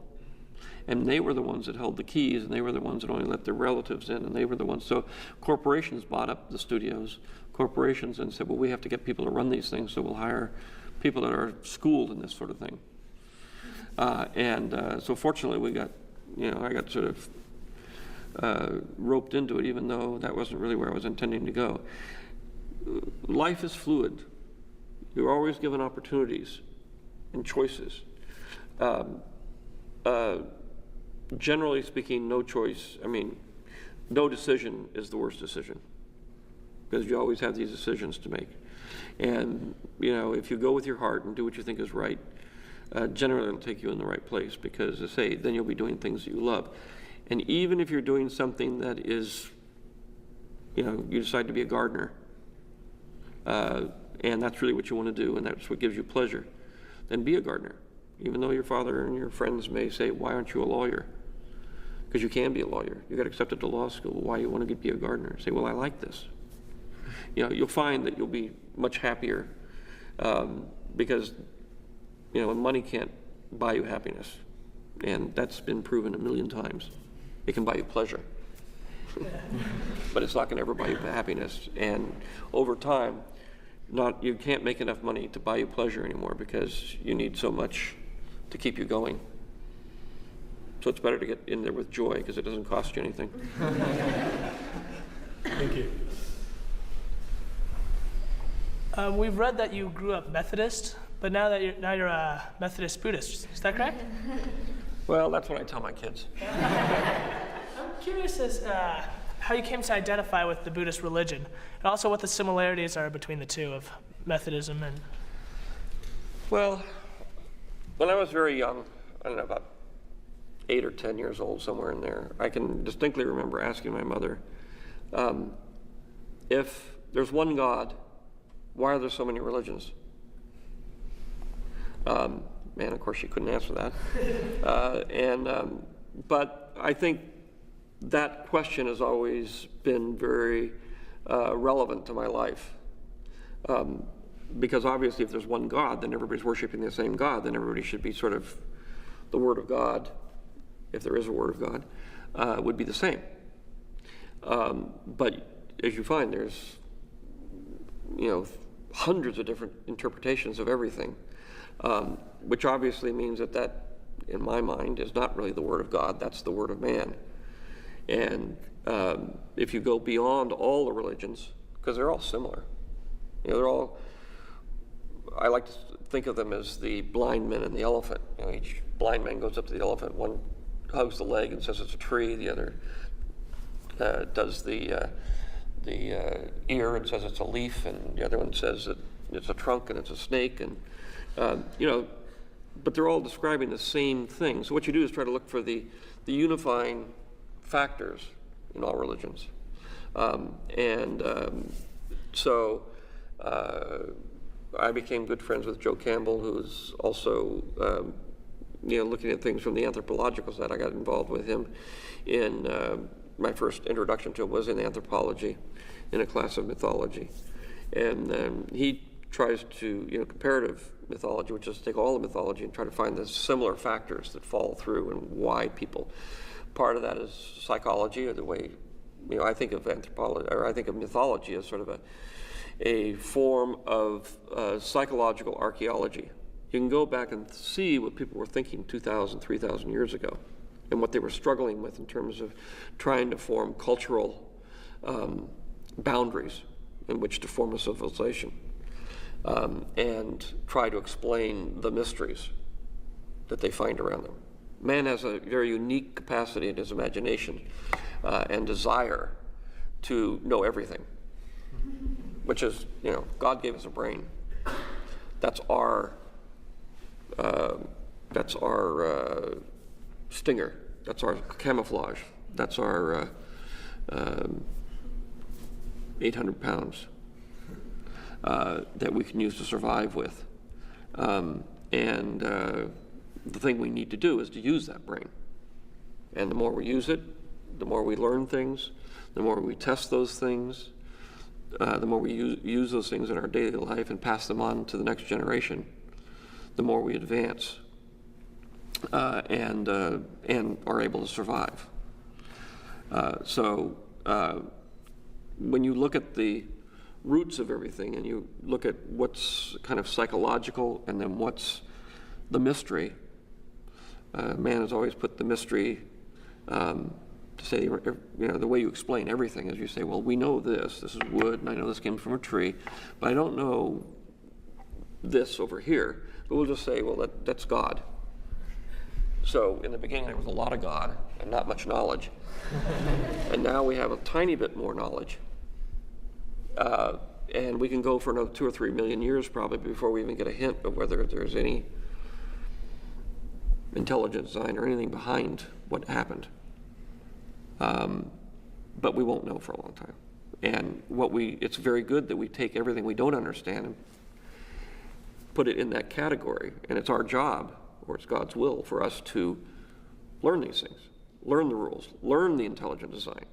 That's why we're here. If we're made in his image, then the idea is that we have to learn everything he knows, even though it takes millions of years, and we're just stumbling along one step at a time. Thank you. So, in Star Wars, there's a very obvious theme of the apprentice and the mentor, and we know that for that movie you were, in some sense, mentored by Joseph Campbell. And in this project, we really have an opportunity to pass on what we think is important to other kids our age. What ideas do you think it's important that we pass on to children going into adulthood? Well, the core thing to pass on is, in talking about religion, is, all religions say one thing, basically, which is love is the secret to the universe, which is compassion, which is love others, take care of others, help each other. Well, that's about all it comes down to. It's not very hard. It's hard to live by, but it's not very hard to know, and it's not very hard to realize that every single prophet, every single religion always comes down to the same thing. You can take all the other things out of it, because that's ultimately what it all comes down to, is compassion. Quick thing about that, was the Jedi, like the idea of the Jedi, based on compassion or love, or?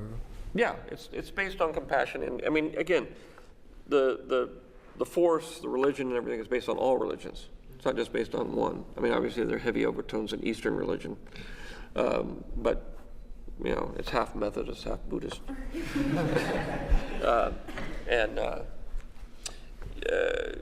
Or half Christian, Judeo-Islamic Christian, which is one religion, and half Buddha, which is in a different category. But when you go back, it's all the same anyway. So it's one of the core values, one of the big problems of the struggle in Star Wars is about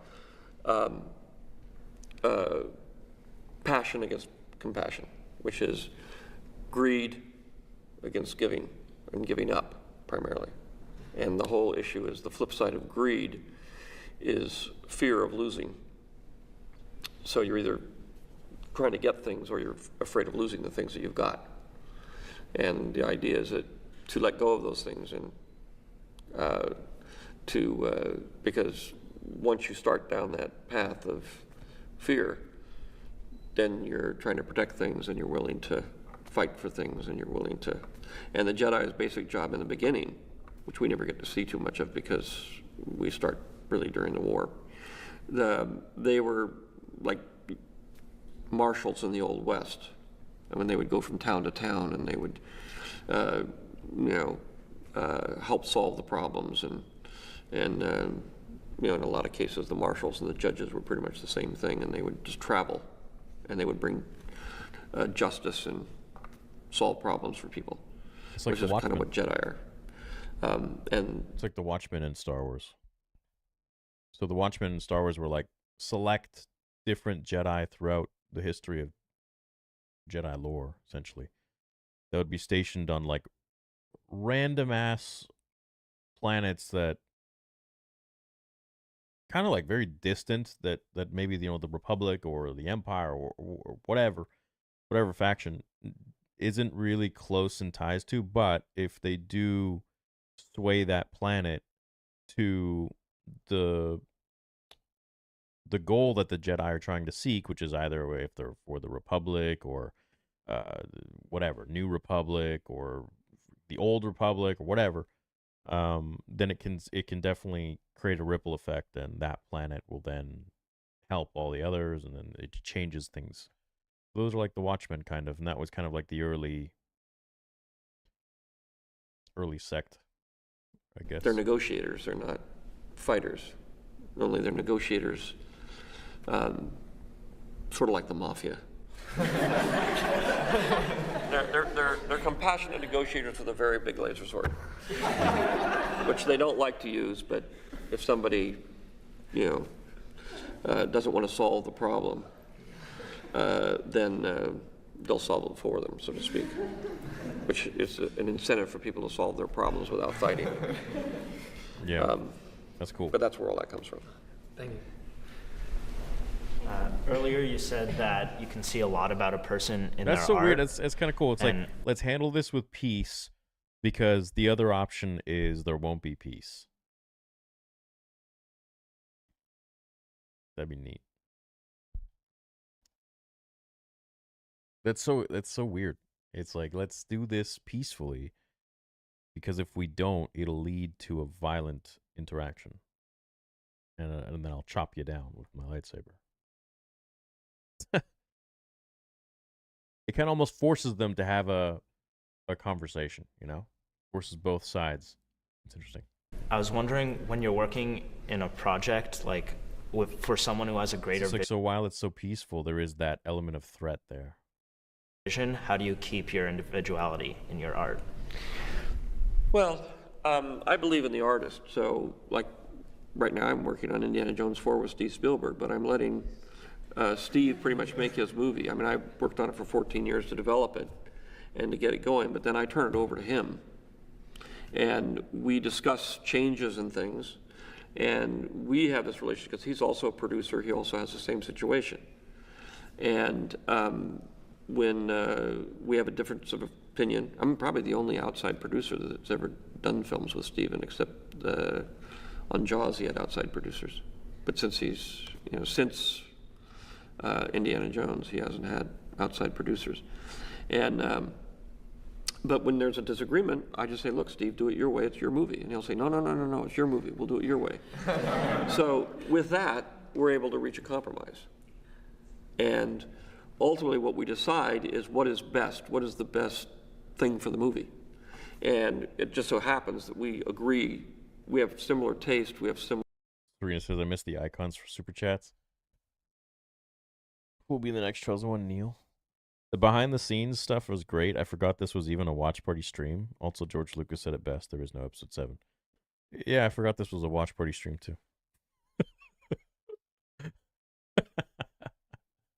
Similar ideas about what works and what doesn't, and there's a little area where we don't disagree. And, you know, we kind of bounce against each other and try to reach a compromise. And hopefully out of that comes the best possible movie. Well, when you were talking about this idea of pleasure and like it seemed almost like an addiction when you get the car and you can't get back to it. Just made me, and then you were just talking about the dark side, how once you start down that path, you can't really like go back. Is that the same way for this addiction to pleasure? Is there no way of getting out of that dark side? And if not, how do you get back? Pleasure is addictive. A joy could be addictive too. I mean, it's not, you know, I mean, again, it's a biological response. You know, you put on the pleasure pedal and it's great. And I say, the choice you have is to be on the pleasure pedal full bore with joy and tootle along at 35 miles an hour. But you're going to be able to go around the world 100 times. Or go on the nitrous oxide pleasure pedal. Hell yeah. And push it as hard as you can, and you can go 300 miles an hour, but you're only going to go about a half a mile. So if you say, oh, I'm going to go around the world several times on the pleasure pedal because I'm addicted to that high, I love that. Well, the reality is it's not possible. It's just that it's like saying I'm going to stop the sun from setting. You can't do that. I mean, you can pretend to do it, and you can. It's like what Shmi said to Anakin. Bro's pulling from his own script. Say once you get that addiction, then you're on a treadmill that you can't win on. I mean, just like drugs. I mean, you have to take more. You have to keep taking more. Your functionality goes down, and you basically end up losing. No matter how you do it, you lose. And it's the same thing buying cars or eating or any other pleasure. If you say, I have to keep that pleasure level that high, and I'm addicted to it, and people are addicted to it. People get addicted to it, one thing or another. There are addictions of gambling or, say, eating or, buying things or, there's a million things. You can get pleasurable things you can get addicted to. That just means that you're lost sight of reality, that you really lost sight of the fact that this is a nice moment. And then I have to learn to let it go. But if I'm afraid of letting it go, so I can't let it go, then you're going to the dark side because your fear is that you can't have it anymore. And that has to do with relationships, that has to do with ultimately with your life. You sort of say, I want to do this, but you have to get self-disciplined enough to be able to say, that is not a good idea. That is not good for me. That isn't going to work. I'll enjoy the pleasure when it comes. I'll let it go when it's over.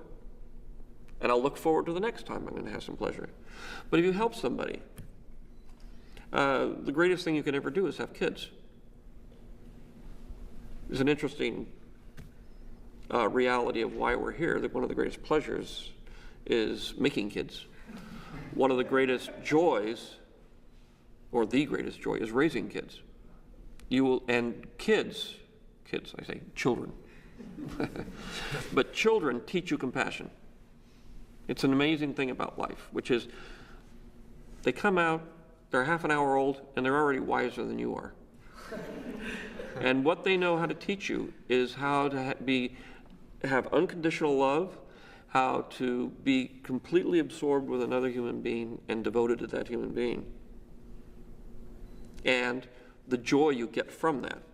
And if you say, gee, if I did this to everybody, if I treated everybody the way I treat my little 6-week-old baby, then I would have a lot of joy. And you don't have to have babies to do it. You could be Sister Teresa. But, you know, that's the hard way. And you really have to have a lot of strength to be able to do something like that. The easy way is to have kids. Because you don't have a choice. You know, you have to love them because they're very cute. Until they turn into teenagers, and then this other miracle happens where when they're ready to leave and say, I'm out of here, I want to be independent, you know, they get all gawky and pimply and ugly, and they're not cute anymore, so the parents are just as willing to say, okay, go off, have your life. But that's a true miracle. I mean, how could you do that where, like when their children are their worst, like at 2 years old, they're breaking away from you emotionally. They're really difficult. They're really terrible twos. But you know, that's also the time, by some miracle, that they're the cutest. They are, you know, 2 and 3 year olds are absolutely adorable. And when you have kids, you'll understand what I'm talking about, because you'll want to throttle them, but you won't. Because you know, you love them too much and they're too cute. But when they turn into teenagers and they do the same thing, you sort of aren't going to throttle them, but you're going to say, well, yeah, if you really want to go do that, go off. Go to college, you know, go, that's fine. I'm not going to hold you back. All right, that was a very long answer. And I'm really going to get in trouble. Thank you. Thank you so much. Thank you. Shit, dude. I wish to one day just meet him in some capacity. I've gotten so close, man. You know, it's just, through people I know, like he's just he's an alien. Just such a special guy. And I hope he knows how important he is to so many people. To the world. So. Anyways, that was very fun. I'd love to bring back these behind the scenes. I'd love to hang out with you guys a little bit more. Theory doesn't need kids, he has us. It's funny you say that, because I was thinking of that. I always wanted kids my whole life. And I was like, you know what?